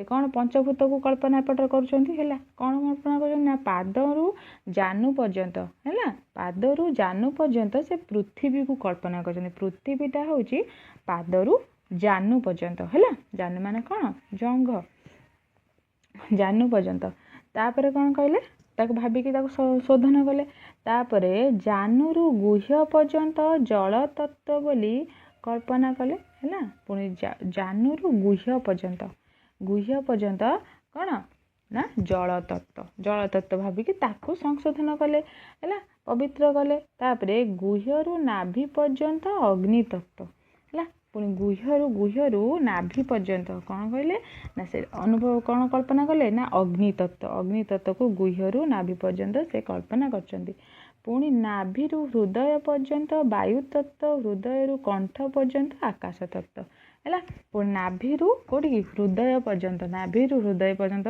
से कौन कल्पना कले ना वायु तत्व को कल्पना कले पुणी हृदय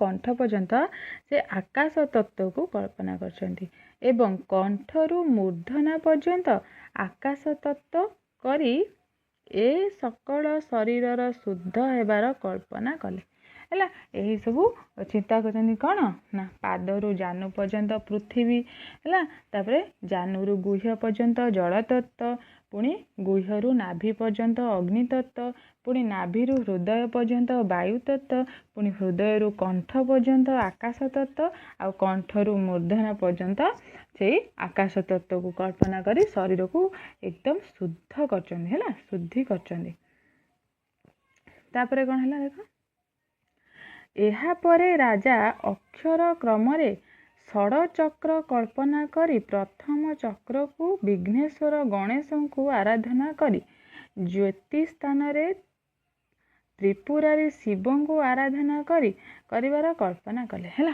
कहले एहा परे बोले पंचभूत को से पवित्र कर सारे शुद्ध कर सारे पुणी कौन कहले एहा परे से राजा अक्षर क्रम है अक्षर क्रम कौन कर षड़ चक्र कल्पना कर षड़ चक्र है 6टी चक्र से कल्पना करटा कि से प्रथम चक्र को क्या चिंता कर ना विघ्नेश्वर गणेश को प्रथम अग्रपूज गणेश से कौन कर प्रथम चक्र से गणेश को आराधना कर पुणी ज्योति स्थान रे द्वितीय ये द्वितीय चक्र ज्योति स्थान से कौन कर ना त्रिपुरारी के शिव को आराधना कर कल्पना कर त्रिपुरारी शिव को कल्पना कर तापरे कौन है तापरे नीलोत्पल है तापरे नीलोत्पल सम पद्म रे ब्रह्मा को पूजा करिवार कल्पना कले पुणी नीलोत्पल सम पद्म रे है नीलोत्पल कौन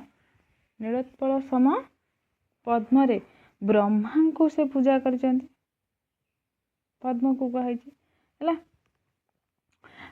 से पद्म उपरे से ब्रह्मा को पूजा कर पुणी मनरे कौन आनी ना हृदय आनी नारायण को कल्पनार करिवार कल्पना कले पुणी हृदय नारायण को उपविष्ट करिकी कल्पना करिकी तांको पूजा कले पुणी कले कौन एहा परे कंठ पद्म रे सरस्वती को पूजा कले पुणी कंठरे आनिकी सरस्वती माँ को कल्पना करछंती आउ तांको पूजा करछंती तापरे प्राण चक्र रे ईश्वर को आराधना करिवार कल्पना करिबा बेले राजा अनंग पद्माकर कर्ण रे एक अद्भुत ध्वनि प्रवेश कला है तले गणेश को पूजा कले शिव को पूजा कले तापरे ब्रह्मा को पूजा कले नारायण को पूजा कले सरस्वती माँ को कंठराणी पूजा कले तापर शेष कौन कर प्राण चक्र रे है जीवनटा जो जाए प्राण चक्र है प्राण चक्र रे ईश्वर को आराधना कर कल्पना कर समय कौन है राजा अनंग पद्माकर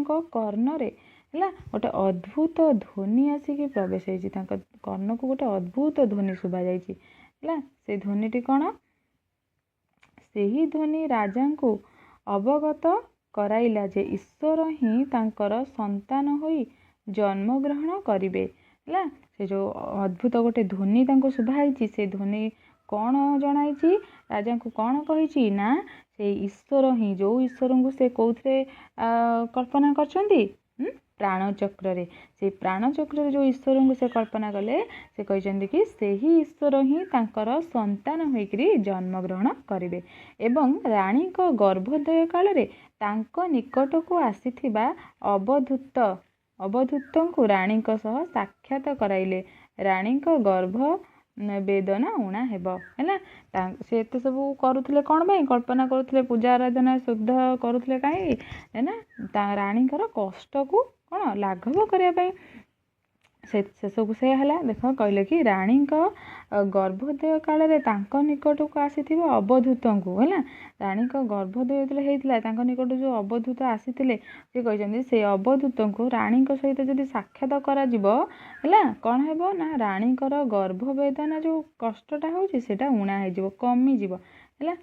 ତାଙ୍କ ଧ୍ୱନିରେ ଭଗବାନ ଜନ୍ମଗ୍ରହଣ କରିବେ, ତା ସହିତ ରାଣୀଙ୍କର କଷ୍ଟ କିପରି ଦୂର ହେବ ସେ କଥା ମଧ୍ୟ କୁହାହେଇଥିଲା ହେଲା।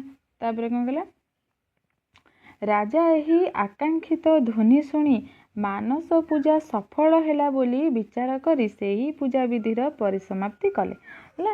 ରାଜା କ'ଣ କଲେ, ଏହି ଆକାଂକ୍ଷା ଯେଉଁ ଧ୍ୱନିଟା ଆସିଲା, ଶୁଣିଲେ ତାଙ୍କ କର୍ଣ୍ଣପାତ ହେଇଛି, ସେ ଯେଉଁ ଧ୍ୱନି ଶୁଣିକି ସେ କ'ଣ ଭାବିଲେ ନା ତାଙ୍କର ମାନସ ପୂଜାଟି କ'ଣ ହେଲା ନା ସଫଳ ହେଇଛି, ପରିସମାପ୍ତି ହେଇଛି ଆଉ ସଫଳ ହେଇଛି। ସେହିଦିନ ଠାରୁ ରାଜା ଅନଙ୍ଗ ପଦ୍ମାକର ଅବଧୂତର ଅପେକ୍ଷାରେ ରହିଲେ। ସେହିଦିନ ଠାରୁ ରାଜା କ'ଣ ଅପେକ୍ଷା କଲେ କାହାକୁ ନା ସେଇ ଅବଧୂତ ଆସିବାର। ଅବଧୂତ ଆସିଲେ ସେ ରାଣୀଙ୍କ ସହିତ ତାଙ୍କୁ ସାକ୍ଷାତ କରାଇବ ଆଉ ତାଙ୍କର କଷ୍ଟ ଲାଘବ ହେବ ହେଲା। ତାପରେ କ'ଣ ହେଇଛି, ଦିନେ ଏକ ଅଦ୍ଭୁତ ବେଶ ଧାରଣ କରିଥିବା ପୁରୁଷ ଅନଙ୍ଗ ପଦ୍ମାକରଙ୍କ ନଗରରେ ପ୍ରବେଶ କଲେ ହେଲା। ପ୍ରବେଶ କଲେ। ଏହି ପୁରୁଷଙ୍କୁ ପରମ ଅବଧୂତ ମଣି ରାଜା ତାହାଙ୍କୁ ପ୍ରଣାମ କରି ସ୍ୱପ୍ନ ବିବରଣୀ ବର୍ଣ୍ଣନା କଲେ ହେଲା। ତାଙ୍କ ଦେଶକୁ କ'ଣ ହେଇଛି ନା ଗୋଟେ ଅଦ୍ଭୁତ ବେଶ ଧାରଣ କରି ତାଙ୍କ ରାଜ୍ୟକୁ ପଶିଲେ, ଗୋଟେ ପ୍ରବେଶ କଲେ କେହି ଜଣେ ପୁରୁଷ। ସେହି ପୁରୁଷଙ୍କୁ ସେ କ'ଣ ଭାବିଛନ୍ତି, କିଏ ରାଜା ପଦ୍ମକର କ'ଣ ଭାବିଲେ ନା ପରମ ଅବଧୂତ ଭାବିଛନ୍ତି ହେଲା। ପରମ ଅବଧୂତ ଭାବିକି ରାଜା ତାଙ୍କୁ କ'ଣ କରିଛନ୍ତି ନା ପ୍ରଣାମ କରିଛନ୍ତି, ଆଉ ନିଜର ଯେଉଁ ଯାହା ସବୁ ତାଙ୍କ ସ୍ୱପ୍ନରେ ସେ ଦେଖିଛନ୍ତି, ଯାହା ସବୁ କର୍ଣ୍ଣପାତ ତାଙ୍କୁ ହେଇଛି, ସେ ସବୁ କଥା ସେ ତାଙ୍କୁ ଜଣେଇଛନ୍ତି ହେଲା, ଜଣେଇଛନ୍ତି। ତାପରେ କ'ଣ ହେଇଛି ନା ରାଣୀଙ୍କ ଗର୍ଭଦଶାର ବିକଳ ସ୍ଥିତି ବର୍ଣ୍ଣନା କରିବା ପରେ ଅବଧୂତଙ୍କ ଆଜ୍ଞା ମତେ ତାଙ୍କୁ ନେଇ ରାଣୀ ଅନ୍ତପୁରକୁ ଯାତ୍ରା କଲେ ହେଲା। ରାଣୀଙ୍କର ସବୁ ଗର୍ଭଦାତନା ତାଙ୍କୁ କହିଲେ, ଗର୍ଭଦାୟକ ଯେଉଁ ପୀଡ଼ା ହେଉଥିଲା, କଷ୍ଟ ହେଉଥିଲା, ସବୁ କଥା କହିଲେ, ତାଙ୍କ ସ୍ଥିତି ସବୁ ବର୍ଣ୍ଣନା କଲେ। ତାପରେ ସେ କଥା ଶୁଣିକି ଅବଧୂତ କ'ଣ ଯାହା ଆଜ୍ଞା କଲେ, ରାଣୀଙ୍କୁ ନେଇକି ସେ କ'ଣ କଲେ ନା ଅନ୍ତପୁରକୁ ଯାତ୍ରା କଲେ ହେଲା। ତାପରେ କ'ଣ ହେଇଛି, ଅବଧୂତଙ୍କୁ ଅନ୍ତପୁରରେ ଦିବ୍ୟ ପଲଙ୍କରେ ବସାଇ ଅନ୍ନ ବ୍ୟଞ୍ଜନାଦି କ'ଣ ସୁମିଷ୍ଟ ଉପଚାର ପ୍ରଦାନ କରିଛନ୍ତି ହେଲା। ଦେଖ ତାପରେ କ'ଣ ହେଇଛି, ସନ୍ତୁଷ୍ଟ କରିସାରିବା ପରେ ରାଣୀ ତାଙ୍କୁ ସବୁ ସ୍ୱାଦିଷ୍ଟ ଭୋଜନ ଦେଇକି ସନ୍ତୁଷ୍ଟ କରିସାରିବା ପରେ ରାଣୀ ଶଶୀପ୍ରଭାଙ୍କୁ ଅବଧୂତଙ୍କ ସମ୍ମୁଖକୁ ଆଣିଲେ ହେଲା।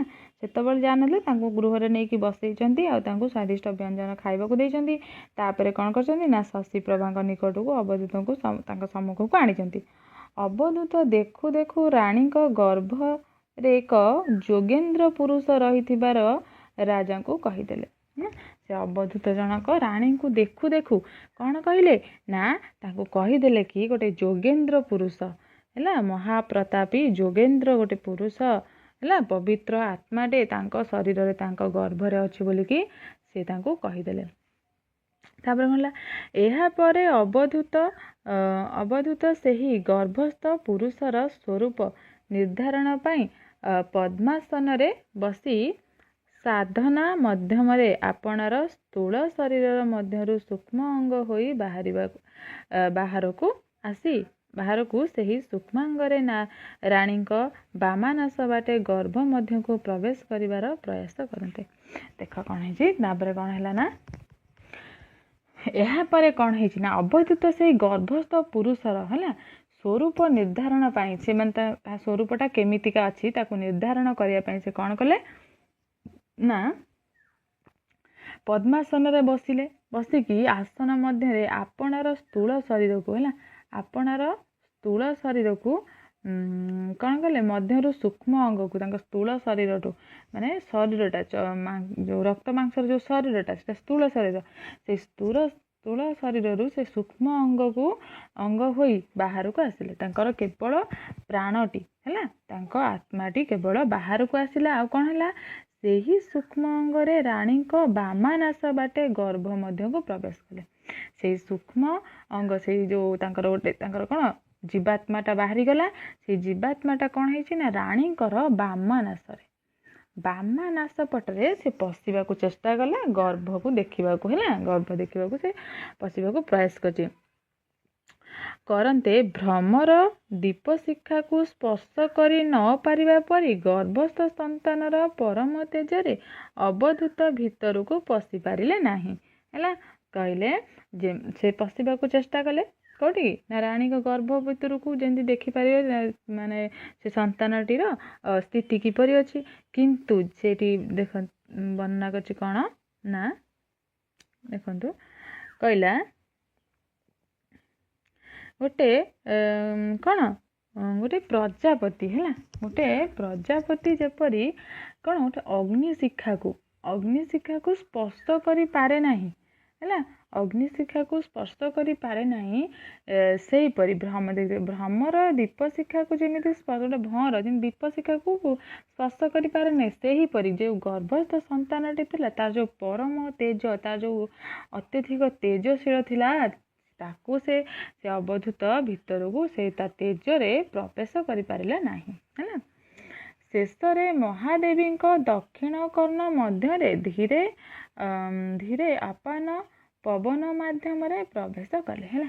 ପୁଣି କ'ଣ ହେଲା, ଶେଷରେ ସେ କ'ଣ କଲେ ନା ମହାଦେବୀଙ୍କର ହେଲା, ସେ ରାଣୀଙ୍କର ଦକ୍ଷିଣ କର୍ଣ୍ଣରେ ହେଲା, ଦକ୍ଷିଣ କର୍ଣ୍ଣ ମଧ୍ୟରେ ଧୀରେ ଅପାନ ପବନ ମାଧ୍ୟମରେ ପ୍ରବେଶ କଲେ ହେଲା। ଧୀରେ ଧୀରେ ଗୋଟେ ପବନ ମାଧ୍ୟମରେ ସେ ପ୍ରବେଶ କରିଛନ୍ତି କୋଉଠି ନା ରାଣୀଙ୍କ ଦକ୍ଷିଣ କର୍ଣ୍ଣ ପଟେ ହେଲା। ତାଙ୍କ ନାସା ମଧ୍ୟରେ ତ ସେ ପ୍ରବେଶ କରିପାରିଲେନି, ଦକ୍ଷିଣ କର୍ଣ୍ଣ ପଟରେ ସେ ପ୍ରବେଶ କରିବାକୁ ଚେଷ୍ଟା କରିଛନ୍ତି। ଅବଧୂତଙ୍କ ଶରୀର ପ୍ରବେଶରେ ରାଣୀ ଏକ ଦିବ୍ୟ ଶୀତଳତା ଉପଲବ୍ଧ କଲେ। ଅବଧୂତ ଯେତେବେଳେ ତାଙ୍କ ଶରୀରରେ ପ୍ରବେଶ କରୁଥିଲେ ସେତେବେଳେ ତାଙ୍କ ରାଣୀକୁ ଗୋଟେ ଦିବ୍ୟ ଶୀତଳତା ଅନୁଭବ ହେଇଛି ହେଲା। ଅବଧୂତଙ୍କ ପ୍ରବେଶ ଗର୍ଭସ୍ଥ ଶିଶୁ ସଚେତନ ହୋଇଗଲା ହେଲା। ଗର୍ଭସ୍ଥ ଶିଶୁ ଯିଏ ଥିଲା ସେ ସଚେତନ ହେଇଗଲା। ଅବଧୂତ ଶିଶୁର ସ୍ୱରୂପ ଜ୍ଞାନ ପାଇଁ ତାକୁ ଭୋ ମହାତ୍ମା ବୋଲି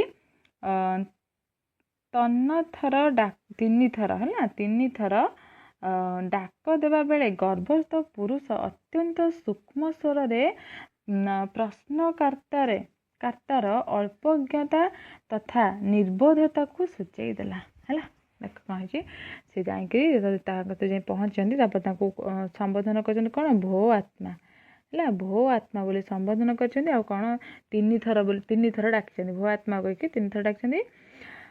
ସେ ଗର୍ଭସ୍ଥ ଶିଶୁ ଯେ ପୁରୁଷ ଅତ୍ୟନ୍ତ ସୂକ୍ଷ୍ମ ସ୍ୱରରେ, ପୁରା ଅଳ୍ପ ସ୍ୱରରେ ହେଲା, ଅତ୍ୟନ୍ତ ସୂକ୍ଷ୍ମ ସ୍ୱରରେ ପ୍ରଶ୍ନକର୍ତ୍ତାର ଅଳ୍ପଜ୍ଞତା ହେଲା, ପ୍ରଶ୍ନକର୍ତ୍ତାର ଅଳ୍ପଜ୍ଞତା ତଥା ନିର୍ବୋଧତାକୁ ସୂଚାଇ ଦେଲା।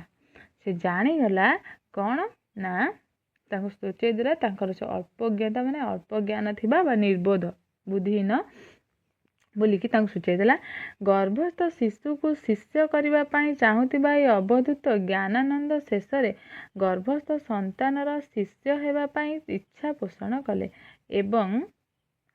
ଏବଂ ଗର୍ଭସ୍ଥ ଶିଶୁ ଅବଧୂତଙ୍କୁ ଉପଦେଶ ଦେଇ ନିଷ୍କାମ କର୍ମରେ ବାସୁଦେବଙ୍କୁ ଭକ୍ତି କରିବାକୁ କହିଲେ ହେଲା। ସେ ଯେତେବେଳେ ଯାଇକି ତାଙ୍କୁ ଭୋ ଆତ୍ମା ବୋଲି ସମ୍ବୋଧନ କରିଛନ୍ତି, ଇଏ ତାଙ୍କର ନିର୍ବୋଧତା ଅଳ୍ପଜ୍ଞାନତା ଜାଣିଗଲେ। ତାପରେ ଅବଧୂତ କ'ଣ ଚାହିଁଛନ୍ତି ନା ଏଇ ଯେଉଁ ଜ୍ଞାନାନନ୍ଦ ଅବଧୂତ ଜ୍ଞାନାନନ୍ଦ ହେଲା, ସେ କ'ଣ ଚାହିଁଛନ୍ତି ନା ଯେଉଁ ଗର୍ଭସ୍ଥ ସନ୍ତାନଟି ଅଛି ସେ ଏତେ ଜ୍ଞାନୀ ଯେ ସେ ଚାହିଁଛନ୍ତି କି କ'ଣ ମୁଁ ଏଇ ସନ୍ତାନର କ'ଣ ହେବି ନା ଶିଷ୍ୟ ହେବାକୁ ସେ ଚାହିଁଛନ୍ତି ହେଲା। ତାପରେ କ'ଣ ହେଇଛି ନା ସେ ଗର୍ଭସ୍ଥ ଶିଶୁ କ'ଣ କରିଛି ନା ଉପଦେଶ ଦେଇଛି ଅବଧୂତଙ୍କୁ। ଉପଦେଶ ଦେଇ ନିଷ୍କାମ କର୍ମରେ ବସୁଦେବଙ୍କୁ ଭକ୍ତି କର। ତାଙ୍କୁ କହିଛନ୍ତି କି ଉପଦେଶ ଦେଇଛନ୍ତି ତୁମେ ଭକ୍ତି କର କାହାକୁ ନା ବସୁଦେବଙ୍କୁ। ବସୁଦେବଙ୍କୁ ଭକ୍ତି କର ତୁମେ ସବୁକିଛି ପାଇବ ବୋଲି। ଜନ୍ମ ପରେ ଅବଧୂତଙ୍କ ସହିତ କାଳିଞ୍ଜନ ପର୍ବତରେ ସାକ୍ଷାତ ହେବାର ଆଶ୍ୱାସନା ଦେଲେ। କହିଲେ ତୁମେ ଏବେ କ'ଣ କର ନା ବସୁଦେବଙ୍କୁ ଭକ୍ତି କରୁଥାଅ। ଭକ୍ତି କରୁଥାଅ। ଯେତେବେଳେ ଜନ୍ମଗ୍ରହଣ କରିବି ମୁଁ ଯେତେବେଳେ ଜନ୍ମଗ୍ରହଣ କରିବି ସେତେବେଳେ କ'ଣ ହେବ ନା ମନେ ରଖିବ କାଳିଞ୍ଜନ ପର୍ବତ। କାଳିଞ୍ଜନ ପର୍ବତରେ ଯାଇକି ମୋତେ ସାକ୍ଷାତ କରିବ ନା। ଗର୍ଭସ୍ଥ ସନ୍ତାନ ନିଶ୍ଚଳ ତଥା ମୌନୀ ସ୍ଥିରରେ ରହିବାରୁ ଶଶୀପ୍ରଭା ଆଶ୍ୱସ୍ତ ଅନୁଭବ କଲେ। ହେଲା ଏ କଥା କହିଲେ। ତାପରେ କ'ଣ ହେଇଛି ନା ସେ ଯେଉଁ ଗର୍ଭସ୍ଥ ସନ୍ତାନ ଦେଇଥିଲେ ସେ ନିଶ୍ଚଳ ତଥା ମୌନୀ ସ୍ଥିତିରେ ରହିଲେ। ହେଲା ତାପରେ ଆଉ ଏତେ ତାଙ୍କ ତେଜ ଏତେ ସମାଧିସ୍ଥ ଅବଧୂତ ଜ୍ଞାନାନନ୍ଦ ପୁନର୍ବାର ସ୍ଥୂଳ ଶରୀରରେ ଆପଣାର ସୂକ୍ଷ୍ମ ଶରୀରକୁ ପ୍ରବେଶ କରାଇ ସମାଧି ଭଙ୍ଗ କଲେ। ଯେତେବେଳେ ସେ ମୁଦ୍ରାରେ ବସିଥିଲେ ହେଲା ସମାଧିରେ ବସିଥିଲେ ଆଉ ତାଙ୍କର ସୂକ୍ଷ୍ମ ଶରୀରକୁ ଯାଇକରି ପ୍ରବେଶ ହେଇଥିଲେ ରାଣୀଙ୍କ ଗର୍ଭରେ ତାଙ୍କ ସନ୍ତାନଙ୍କ ସହିତ ଯାଇକରି କ'ଣ ତାଙ୍କ ଶିଷ୍ୟ ହେବେ ବୋଲି ଅନୁରୋଧ କରୁଥିଲେ। ସେ ତାପରେ କ'ଣ କଲେ ନା ତାଙ୍କ ପାଖରୁ ଆଜ୍ଞା ପାଇକି ଆସିଲେ। କହିଲେ କି କ'ଣ ତାଙ୍କ ସୂକ୍ଷ୍ମ ସ୍ଥୂଳ ଶରୀରରେ ଆସିକି ପ୍ରବେଶ କରିଦେଲେ ଆଉ ତାଙ୍କର କ'ଣ ସମାଧି ଭାଙ୍ଗିଲେ। ତାପରେ କ'ଣ କଲେ ରାଜାଙ୍କୁ ବଡ଼ ବିଚକ୍ଷଣ ପୁତ୍ର ସନ୍ତାନଟିଏ ଲାଭ କରିବାର ଆଶିଷ ଦେଇ ମନେ ମନେ ରାଜାଙ୍କୁ ଗୁରୁ ପିତା ବୋଲି ପ୍ରଣାମ କରି ଅରଣ୍ୟକୁ ତପସ୍ୟା ଉଦ୍ଦେଶ୍ୟରେ ଚାଲିଗଲେ। ହେଲା ସେ କ'ଣ କଲେ ନା ବାହାରି ଆସି ତାଙ୍କ ସ୍ଥୂଳ ଶରୀରରେ ପଶି ଯାଇଛନ୍ତି। ତାପରେ ରାଜାଙ୍କୁ ଆସି କ'ଣ କହିଲେ ନା ବଡ଼ ବିଚକ୍ଷଣ ପୁତ୍ର ସନ୍ତାନଟିଏ ତୁମେ ଜନ୍ମ ଦେବାକୁ ଯାଉଛ। ଆଉ ମନେ ମନେ ଭାବିଛନ୍ତି କ'ଣ ନା ଇଏ ହେଉଛନ୍ତି କ'ଣ ନା ମୋ ଗୁରୁଙ୍କର ପିତା। ରାଜାଙ୍କୁ ଗୁରୁଙ୍କର ପିତା ବୋଲି ଭାବିକି ରାଜାଙ୍କୁ ପ୍ରଣାମ କରିକି ଚାଲି ଯାଇଛନ୍ତି। ହେଲା ତାପରେ କ'ଣ ହେଇଛି ଦେଖ କିଛି ଦିନ ପରେ ବୈଶାଖ ଶୁକ୍ଳ ତ୍ରୟୋଦଶ ଦିନ ଶୁକ୍ଳ ବେଳାରେ ରାଣୀ ଶଶୀପ୍ରଭାଙ୍କର ଗର୍ଭରୁ ଏକ ପୁତ୍ର ସନ୍ତାନ ଜନ୍ମ ହେଲା। ହେଲା କିଛି ଦିନ ପରେ କ'ଣ ହେଇଛି ନା ବୈଶାଖ ଶୁକ୍ଳ ତ୍ରୟୋଦଶୀ ତିଥି ହେଇଛି। ସେଇ ତିଥିରେ ଶୁଭ ବେଳାରେ ଜନ୍ମଗ୍ରହଣ କରିଛନ୍ତି କିଏ ରାଣୀ ଶଶୀପ୍ରଭାଙ୍କ ଗର୍ଭରୁ ପୁତ୍ର ସନ୍ତାନଟିଏ ଜନ୍ମଗ୍ରହଣ କରିଛନ୍ତି। ଅବଧୂତ କିଏ ଜନ୍ମଗ୍ରହଣ କରିଛନ୍ତି ତାଙ୍କ ଭିତରେ ଯେଉଁ ରହିଥିଲେ ହେଲା କିଏ ଯେଉଁ ବୀର ପୁରୁଷଟିଏ ହେଲା ଦେଖ ତାପରେ କହିଛି ନା ଗର୍ଭସ୍ଥ ଶିଶୁ ମାନସିକ ଶୁଦ୍ଧ ହୋଇ ସାଧନା ମାର୍ଗରେ ଆପଣଙ୍କୁ ସ୍ଥିର ଓ ଅବିଚଳିତ ରଖି ସଂସାର ଦୁଃଖ ଯାତନା ଭୋଗ କରିବା ପାଇଁ ମାନସିକ ଆସ୍ଥା ପୋଷଣ କରି ଶେଷରେ ଭୂମିଷ୍ଠ ହେଲା। ହେଲା କ'ଣ ହେଇଛି ସେତେବେଳେ ନା ଗର୍ଭସ୍ଥ ଶିଶୁଟି ମାନସିକ ଶୁଦ୍ଧ ହୋଇକି କ'ଣ ହେଇଛି ସାଧନା ମାର୍ଗରେ ଆସି ଆପଣଙ୍କୁ ସ୍ଥିର ସାଧନା ମାର୍ଗକୁ ଆସି ଆପଣଙ୍କୁ ସ୍ଥିର କଲା ଆଉ ଅବିଚଳିତ ରଖି ସଂସାର ଦୁଃଖ ଯାତନା ଭୋଗ କରିବା ପାଇଁ ମାନସିକ ଆସ୍ଥା ପୋଷଣ କଲା। ସେ ମନରେ ଭାବିଛି କ'ଣ ନା ଏ ସଂସାରକୁ ଆସିଲି ଦୁଃଖ ଯାତନା ଭୋଗ କରିବାକୁ ହେବ ବୋଲିକି ସେ ମାନସିକ ଆସ୍ଥା ପୋଷଣ କରିଛି। ମନରେ ଏ କଥା ଚିନ୍ତା କରିଛି। ଶେଷରେ ସେ ଭୂମିଷ୍ଠ କରିଛି ପ୍ରଣାମ କରିଛି। କୁମାର ଜନ୍ମରେ ସମଗ୍ର ରାଜ୍ୟରେ ଆନନ୍ଦ ଖେଳିଗଲା। କୁମାର ଜନ୍ମ ହେବାର ଶୁଣିକି ତାଙ୍କ ରାଜ୍ୟ ସାରା ଆନନ୍ଦ ଖେଳିଯାଇଛି। ମାତ୍ର ସୂତକ ହାରିଣୀ ନାମକ ଏକ ଯୋଗ୍ନୀ କୁମାରକୁ ହରଣ କରିବାର କଳ୍ପନା କଲା। ବୋଲି ସୂତକ ହାରିଣୀ ଜଣେ ଆସିଛି। ସୂତକ ହାରିଣୀ ସେ କ'ଣ କରିଛି ନା ସେ ଯେଉଁ ରାଜକୁମାରକୁ ସେ ଯେଉଁ ଜନ୍ମ ହେଇଛି ଛୋଟ ଶିଶୁଟିଏ ପୁତ୍ର ସନ୍ତାନଟିଏ ତାକୁ ସେ ହରଣ କରିବାକୁ ସେ ପ୍ରୟାସ କରିଛି ହେଲା ସଂକଳ୍ପ କରିଛି। ବିଧାତାଙ୍କ ବିଧାନକୁ ଅସ୍ୱୀକାର କରିବା ଏହି ସୂତକ ହାରିଣୀର ମୁଖ୍ୟ କର୍ମ।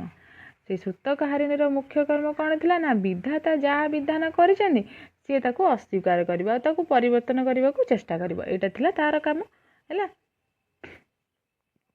ପୁଣି କ'ଣ ହେଲା ନା ଜନ୍ମସ୍ଥ ଶିଶୁମାନଙ୍କୁ ପାଲଟାଇ ଦେଇ କେବଳ ଏକ କୌତୁକ ଦେଖିବାର ଅଭ୍ୟାସ ତାର କେଉଁ କାଳରୁ ରହିଆସିଛି। ହେଲା। କହୁଛନ୍ତି ଯେଉଁ କାର ଏ ସୂତ କାହାରିଣୀର ହେଲା। ଜନ୍ମସ୍ଥ ଶିଶୁକୁ ସେ କ'ଣ କରିଦିଏ ନା ପାଲଟେଇ ଦିଏ, ଏପଟ ସେପଟ କରିଦିଅନ୍ତି ହେଲା। ଦେଖିବାର ଅଭ୍ୟାସ ତାର ଏପଟ ସେପଟ କରିଦେଇ ମଜା ଦେଖିବ, କୌତୁକ ଦେଖିକି ଦେଖିବାର ତାର ଗୋଟେ ଅଭ୍ୟାସ। ପୁଣି କ'ଣ ହେଲା, ସଂସାର ଭିତରେ କେହି ଯେ ଏହାର ଜନ୍ମିତ ପୁତ୍ର ହୋଇ ରହିବେ ନାହିଁ, ଏପରି ଏକ ମହାଭୟଙ୍କର ଅଦ୍ଭୁତ ଖେୟାଲରେ ସୂତ କାହାରିଣୀ ପରିଚାଳିତ। ସୂତ କାହାରିଣୀ କୋଉଥିରେ ତାର ମନ ଥିଲା ନା ସିଏ ଚାହୁଁଥିଲା କି ଏ ଦୁନିଆରେ କ'ଣ ନା କେହି ମଧ୍ୟ କାହାର ଜନ୍ମିତ ପୁତ୍ର ହେଇକି ତାଙ୍କ ପାଖରେ ନ ରୁହନ୍ତୁ ହେଲା। ସେଇଟା ତାର ଲକ୍ଷ୍ୟ ଥିଲା, ସେଇଟାକୁ ହିଁ ଚାହେଁ ସବୁବେଳେ। ରାଜା ଅନଙ୍ଗ ପଦ୍ମାକରଙ୍କ ପୁତ୍ରକୁ ହରଣ କରିବାକୁ ଆସିଥିବା ଏହି ଦୁଷ୍ଟ ହୃଦୟା ସୂତ କାହାରିଣୀ ଶେଷରେ ସଫଳ କାମ ହୋଇପାରିଲା ନାହିଁ ହେଲା। ତାଙ୍କୁ ସିନା ସେ ହରଣ କରିବାକୁ ଆସିଥିଲା, କିନ୍ତୁ ଶେଷରେ ସେ ସଫଳ ହେଇପାରିନି, ତାଙ୍କୁ ସେ ହରଣ କରିପାରିନି। ତାପରେ କ'ଣ ହେଇଛି, କୁମରକୁ ଭୂମିରୁ ଉଠାଇବାକୁ ଶତ ଚେଷ୍ଟା କରି ମଧ୍ୟ ସେ ଅସଫଳ ହୋଇ ରକ୍ତ ବାନ୍ତି କରି ପକାଇଲା। କିଏ? ସୂତ କାହାରିଣୀ ହେଲା। ସୂତ କାହାରିଣୀ କ'ଣ କରିଛି ନା ଭୂମିରୁ ପୁତ୍ରଟିକୁ ଉଠାଇବାକୁ ଚେଷ୍ଟା କରିଛି, ଆଉ ସେ ଜମା ଉଠେଇ ପାରିନାହିଁ। ଆଉ କ'ଣ କରିଛି ନା ରକ୍ତ ବାନ୍ତି କରି ପକାଇଲା। ମାରିଦେବାକୁ ମନରେ ବିଚାର କରିବା ବେଳେ ନବଜାତ ଶିଶୁ ଟହ ଟହ ହୋଇ ହସିଲା। ଶିଶୁର ଏହି ଟହ ଟହ ହସ ମୃଦୁ ବାଣୀରେ ସୂତ କାହାରିଣୀ ଦେବତାମାନଙ୍କ ପୂର୍ବ ବାଣୀକୁ ମନେ ପକାଇ ଶିଶୁକୁ ବସୁଦେବ ଭକ୍ତ ବୋଲି ବିଚାର କଲେ ହେଲା। ଯେତେବେଳେ ସୂତ କାହାରିଣୀ ତାଙ୍କୁ ଆହୁରି ମାରିଦେବାକୁ ପୁଣି ଚେଷ୍ଟା କଲା, ସେତେବେଳେ କ'ଣ ହେଲା, ସେ ଶିଶୁଟି ହସି ଉଠିଲା, ଟହ ଟହ ହେଇକି ହସି ଉଠିଲା। ଆଉ କ'ଣ ମୃଦୁ ବାଣୀ କହିଲା। ଆଉ ତାର ଏଇସବୁ ଦେଖିକି ହେଲା କ'ଣ ହେଇଛି ନା ସୂତ କାହାରିଣୀ ଭାବିଛି ଇଏ କ'ଣ ନା ଗୋଟେ ବସୁଦେବଙ୍କ ଭକ୍ତ, ଏ ଶିଶୁଟି ହେଉଛି ବସୁଦେବଙ୍କ ଭକ୍ତ ହେଲା ଭାବିଛି। କୁମର ଠାରୁ ତହୁଁ ଦୁଃଖୀ ଜନ୍ତୁ ନାହିଁ ଶୁଣିବା ପରେ ତାର ଚୈତନ୍ୟୋଦୟ ହେଲା ଏବଂ କୁମାରକୁ ନିଜର ଗୁରୁ ଜ୍ଞାନ କରି ତାଙ୍କଠାରୁ ଉପଦେଶ ଗ୍ରହଣ କରିବାକୁ ପ୍ରାର୍ଥନା କଲା। ଦେଖ, ତାଙ୍କୁ ମାରିବାକୁ ଆସିଥିଲେ କିଏ? ଅବଧୂତ ଯେଉଁ ତାଙ୍କୁ ଆସିଥିଲେ ଗୁରୁ କରିବା ନେଇକି, କିନ୍ତୁ ସେ ତାଙ୍କୁ ଉପଦେଶ ଦେଇଥିଲେ। ଇଏ ମଧ୍ୟ ଯେତେବେଳେ ଚାହିଁଛନ୍ତି କ'ଣ ତାଙ୍କୁ ମାରିବାକୁ ଚାହିଁଛନ୍ତି ହେଲା, ତାପରେ ଜାଣିପାରିଲେ ଇଏ ଜଣେ ବସୁଦେବଙ୍କର ଭକ୍ତ। ତାପରେ ତାଙ୍କୁ କୁମାର ଠାରୁ ସେ କ'ଣ ହେଲା ନା କୁମାର ତାଙ୍କୁ କହିଛି ତହୁଁ ଦୁଃଖୀ ଜନ୍ତୁ ନାହିଁ। କୁମାର ତାଙ୍କୁ ଯେଉଁ ଆସ୍ତେ ମୃଦୁବାଣୀରେ କହିଛନ୍ତି ତୋ ଠାରୁ ଆଉ ଦୁଃଖୀ କେହି ନାହାନ୍ତି ଏ ଜଗତରେ। ଶୁଣିବା ପରେ ଏଇ କଥାଟି ଶୁଣିବା ପରେ କ'ଣ ହେଇଛି, ଚୈତନ୍ୟ ଉଦୟ ହେଇଛି। କାହାର? ସୂତ କାହାରିଣୀର ଚୈତନ୍ୟ ବୁଦ୍ଧି ଉଦୟ ହେଇଛି। ଆଉ ସେ କ'ଣ ଭାବିଛି ନା ତାକୁ ନିଜର ଗୁରୁ ଭାବିଛନ୍ତି। ଗୁରୁ ଜ୍ଞାନ କରିକି ତାଙ୍କ ପାଖରୁ କିଛି ଉପଦେଶ ନେବେ, କେମିତି ସେ ଉଦ୍ଧାର ପାଇବେ, ଏଇ କଥା ଉପଦେଶ ଦେବା ପାଇଁ ସେ ପ୍ରାର୍ଥନା କରିଛନ୍ତି ସୂତ କାହାରିଣୀ ହେଲା। ପୁଣି କ'ଣ ହେଇଛି ନା କୁମର ସୂତ କାହାରିଣୀକୁ ରକ୍ଷା କରିବାକୁ ପ୍ରତିଶ୍ରୁତି ପ୍ରଦାନ କରି ଏବେ ତାକୁ ତାହାର ଧାଇ ହେବାକୁ ପରାମର୍ଶ ଦେବା ସଙ୍ଗେ ସଙ୍ଗେ ନାମ କୀର୍ତ୍ତନ କରିବାକୁ ଉପଦେଶ ଦେଇଛନ୍ତି ଏବଂ ଯୁବାବସ୍ଥାରେ ତାକୁ ଶିଷ୍ୟ କରିବେ ବୋଲି ପ୍ରତିଶ୍ରୁତି ମଧ୍ୟ ପ୍ରଦାନ କରିଛନ୍ତି ହେଲା। ସେ କୁମାର ତାଙ୍କୁ କ'ଣ ପ୍ରାର୍ଥନା କରିଛନ୍ତି ସୂତ କାହାରିଣୀ, ତାଙ୍କୁ କ'ଣ ଦେଇଛନ୍ତି କହିଛନ୍ତି ନା ସୂତ କାହାରିଣୀକୁ କହିଛନ୍ତି ତୁ ଏବେ କ'ଣ କରିବୁ ହେଲା। ସୂତ କାହାରିଣୀକୁ କହିଛନ୍ତି କି ମୁଁ ତୋତେ ରକ୍ଷା କରିବି, ତାକୁ ପ୍ରତିଶ୍ରୁତି ଦେଇଛନ୍ତି। ତାପରେ କ'ଣ କହିଛନ୍ତି ନା ତୁ ମୋର ଧାଇ ହେବୁ ହେଲା। ଧାଇ ହେବାକୁ ପରାମର୍ଶ ଦେଇଛନ୍ତି। ତାଙ୍କର ଧାଇ ହେଇକି ସବୁ ସେବା ଯତ୍ନ କରିବ। ଆଉ ପରାମର୍ଶ ଦେବା ସଙ୍ଗେ ସଙ୍ଗେ କ'ଣ କହିଛନ୍ତି, ନାମ କୀର୍ତ୍ତନ କରିବାକୁ କହିଛନ୍ତି ହେଲା। ନାମ କୀର୍ତ୍ତନ କରିବାକୁ ଉପଦେଶ ଦେଇଛନ୍ତି। ତାପରେ ତାଙ୍କର ଯୁବାବସ୍ଥା ଆସିଯିବ, ଶିଷ୍ୟ କରିବେ ବୋଲି କାହାକୁ? ସୂତ କାହାରିଣୀକୁ ନିଜର ଶିଷ୍ୟ କରିବେ ବୋଲିକି ସେ ତାଙ୍କୁ ପ୍ରତିଶ୍ରୁତି ଦେଇଛନ୍ତି ହେଲା। ତାପରେ କ'ଣ ହେଇଛି,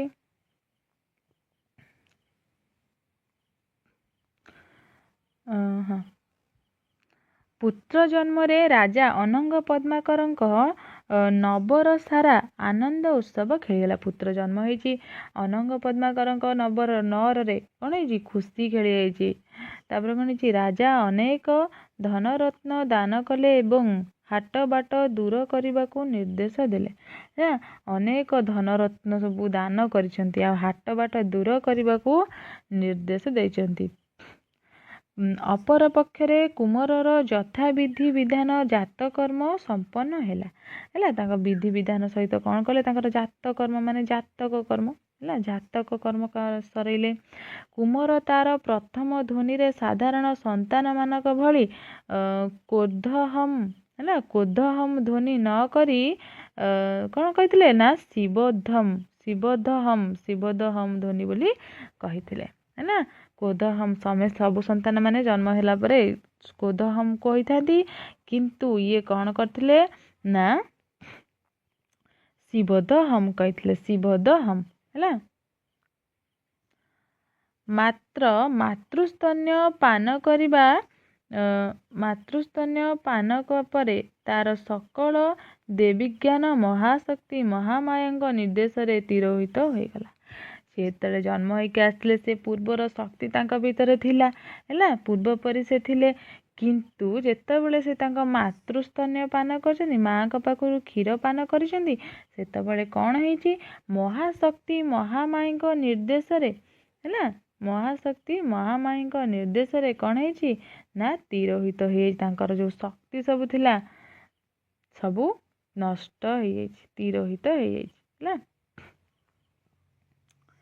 ଏବଂ ସେ ସାଧାରଣ ମଣିଷ ଭଳି ବିଷ୍ଣୁ ମାୟାରେ ଆବଦ୍ଧ ହୋଇପଡ଼ିଲେ। ସେ କ'ଣ ଗୋଟେ ସାଧାରଣ ମଣିଷ ଭଳିଆ ସେ ବିଷ୍ଣୁଙ୍କର ମାୟାରେ କ'ଣ ହେଲେ? ଆବଦ୍ଧ ହେଇଗଲେ। ଜନ୍ମ ହେଲେ ମାନେ ତାଙ୍କ ପୂର୍ବ ଜନ୍ମର ସବୁ ଶକ୍ତି ତାଙ୍କର କ୍ଷରଣ ହେଇଗଲା, ଆଉ ବିଷ୍ଣୁ ମାୟାରେ ଗୋଟେ ସାଧାରଣ ମଣିଷ ଭଳି ସେ ଜୀବନ ଅତିବାହିତ କଲେ। ମାତୃସ୍ତନ୍ୟ ପାନ ହିଁ ତାର ସକଳ ଦିବ୍ୟବୋଧ ଶକ୍ତିକୁ ବିଲୁପ୍ତ କରିଦେଲା। ତାଙ୍କ ମାତୃସ୍ତନ୍ୟ ଯେଉଁ ପାନ କରିଛନ୍ତି ସେଇ ଦ୍ୱାରା ତାର କ'ଣ ହେଇଛି ନା ସକଳ ଦିବ୍ୟବୋଧ ଯାହା ତାର ସବୁ ଦିବ୍ୟ ଜ୍ଞାନ ଥିଲା ସେ ସବୁ ବିଲୁପ୍ତ ହେଇଯାଇଛି। ତାପରେ କ'ଣ ହେଇଛି ନା କ୍ରମେ କୁମରକୁ 5 ବର୍ଷ ହେଲା। ପୁଣି ସେ କୁମରକୁ କ'ଣ କ୍ରମେ 5 ବର୍ଷ ହେଇଯାଇଛି। ତାର ଶରୀର ସୁଷମା ସମସ୍ତଙ୍କ ହୃଦୟ ହରଣ କଲା। ତାର ଶରୀରର ସୁନ୍ଦର ସୁଷମା, ସେତେ ସୁନ୍ଦର ଦେଖାଉଥିଲେ କି ସମସ୍ତଙ୍କ ହୃଦୟ ହରଣ କରିନେଉଥିଲା। ସୌନ୍ଦର୍ଯ୍ୟ ସହିତ ବିଭୂତର ଏକ ଅପୂର୍ବ ସମ୍ମିଳନ ତା ମଧ୍ୟରେ ପରିଲକ୍ଷିତ ହେଲା। ସୌନ୍ଦର୍ଯ୍ୟ ସହିତ ବିଭୂତର ତାଙ୍କ ଭିତରେ ବି ମଧ୍ୟ କ'ଣ ଆତ୍ମଜ୍ଞାନ ବି ଜାଗ୍ରତ ହେଇଛି। ଏକ ଅପୂର୍ବ ସମ୍ମିଳନ ତା ଭିତରେ ପରିଲକ୍ଷିତ ହେଇଛି। ସୁନ୍ଦରତା ତ ଦେଖାଉଛନ୍ତି, ଗୁଣ ମଧ୍ୟ ବହୁତ ସୁନ୍ଦର, ଆଉ ତାଙ୍କର ଆତ୍ମଜ୍ଞାନ ମଧ୍ୟ ଆବିର୍ଭୂତ ହେଇଛି। ରୁଦ୍ର ଅଂଶରେ ଜନ୍ମ ହୋଇଥିବା ଏହି କୁମର ବୈଷ୍ଣବୀ ଶକ୍ତିରେ ମଧ୍ୟ ଯୁକ୍ତ ଥିଲେ। ସେ ରୁଦ୍ର ଅଂଶରେ ଜନ୍ମଗ୍ରହଣ କରନ୍ତି, କାହିଁକିନା ସେତେବେଳେ ସେ କ'ଣ ଥିଲେ? ଶିବଙ୍କର ରୁଦ୍ରଗଣ ଥିଲେ। ସେ ରୁଦ୍ର ଅଂଶରେ ଜନ୍ମ ହେଇଛନ୍ତି, କିନ୍ତୁ ଏବେ କ'ଣ କରୁଛନ୍ତି? ଜନ୍ମ ହେଇସାରିବା ପରେ ନା ବୈଷ୍ଣବୀ ଶକ୍ତିରେ ସେ ଯୁକ୍ତ ହେଇଛନ୍ତି।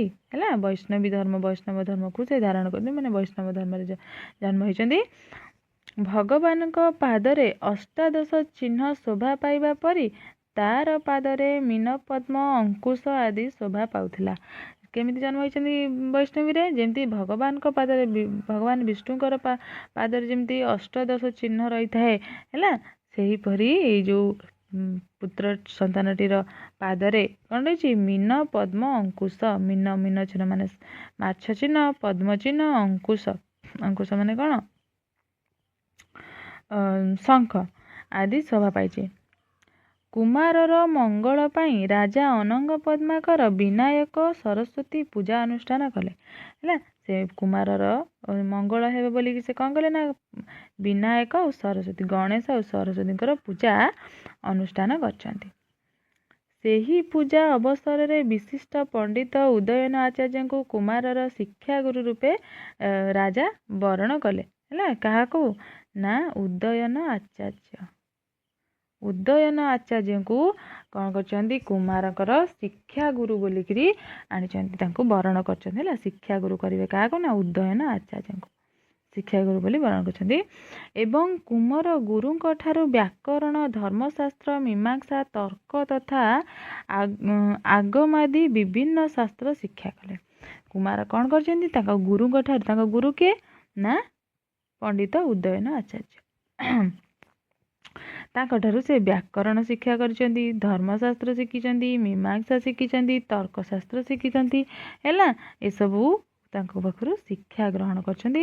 ଏହାପରେ ଗୁରୁ କୁମାରଙ୍କୁ ଅଷ୍ଟାଦଶ ପୁରାଣ, ଉପପୁରାଣ, ଜ୍ୟୋତିଷ, ମହାକାବ୍ୟ, ଉପକାବ୍ୟ, ବିଭିନ୍ନ ଗୀତା, ରସ ବିଷକଳ୍ପ ସାଧନ ଏବଂ ନାଟକ ଆଦି ବିଦ୍ୟା ଅଧ୍ୟୟନ କରାଇଲେ ହେଲା।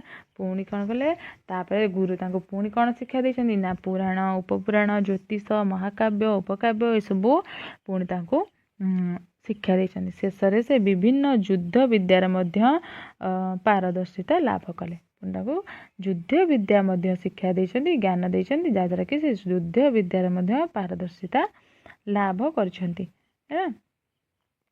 ଭିଡ଼ିଓଟା ବହୁତ ବଡ଼ ହେଇଯିବ, ଆମେ ଏତିକିରୁ ରଖିବା। ପାର୍ଟ 2ରେ ଆଉ ପଢ଼ିବା ହେଲା। ଧନ୍ୟବାଦ।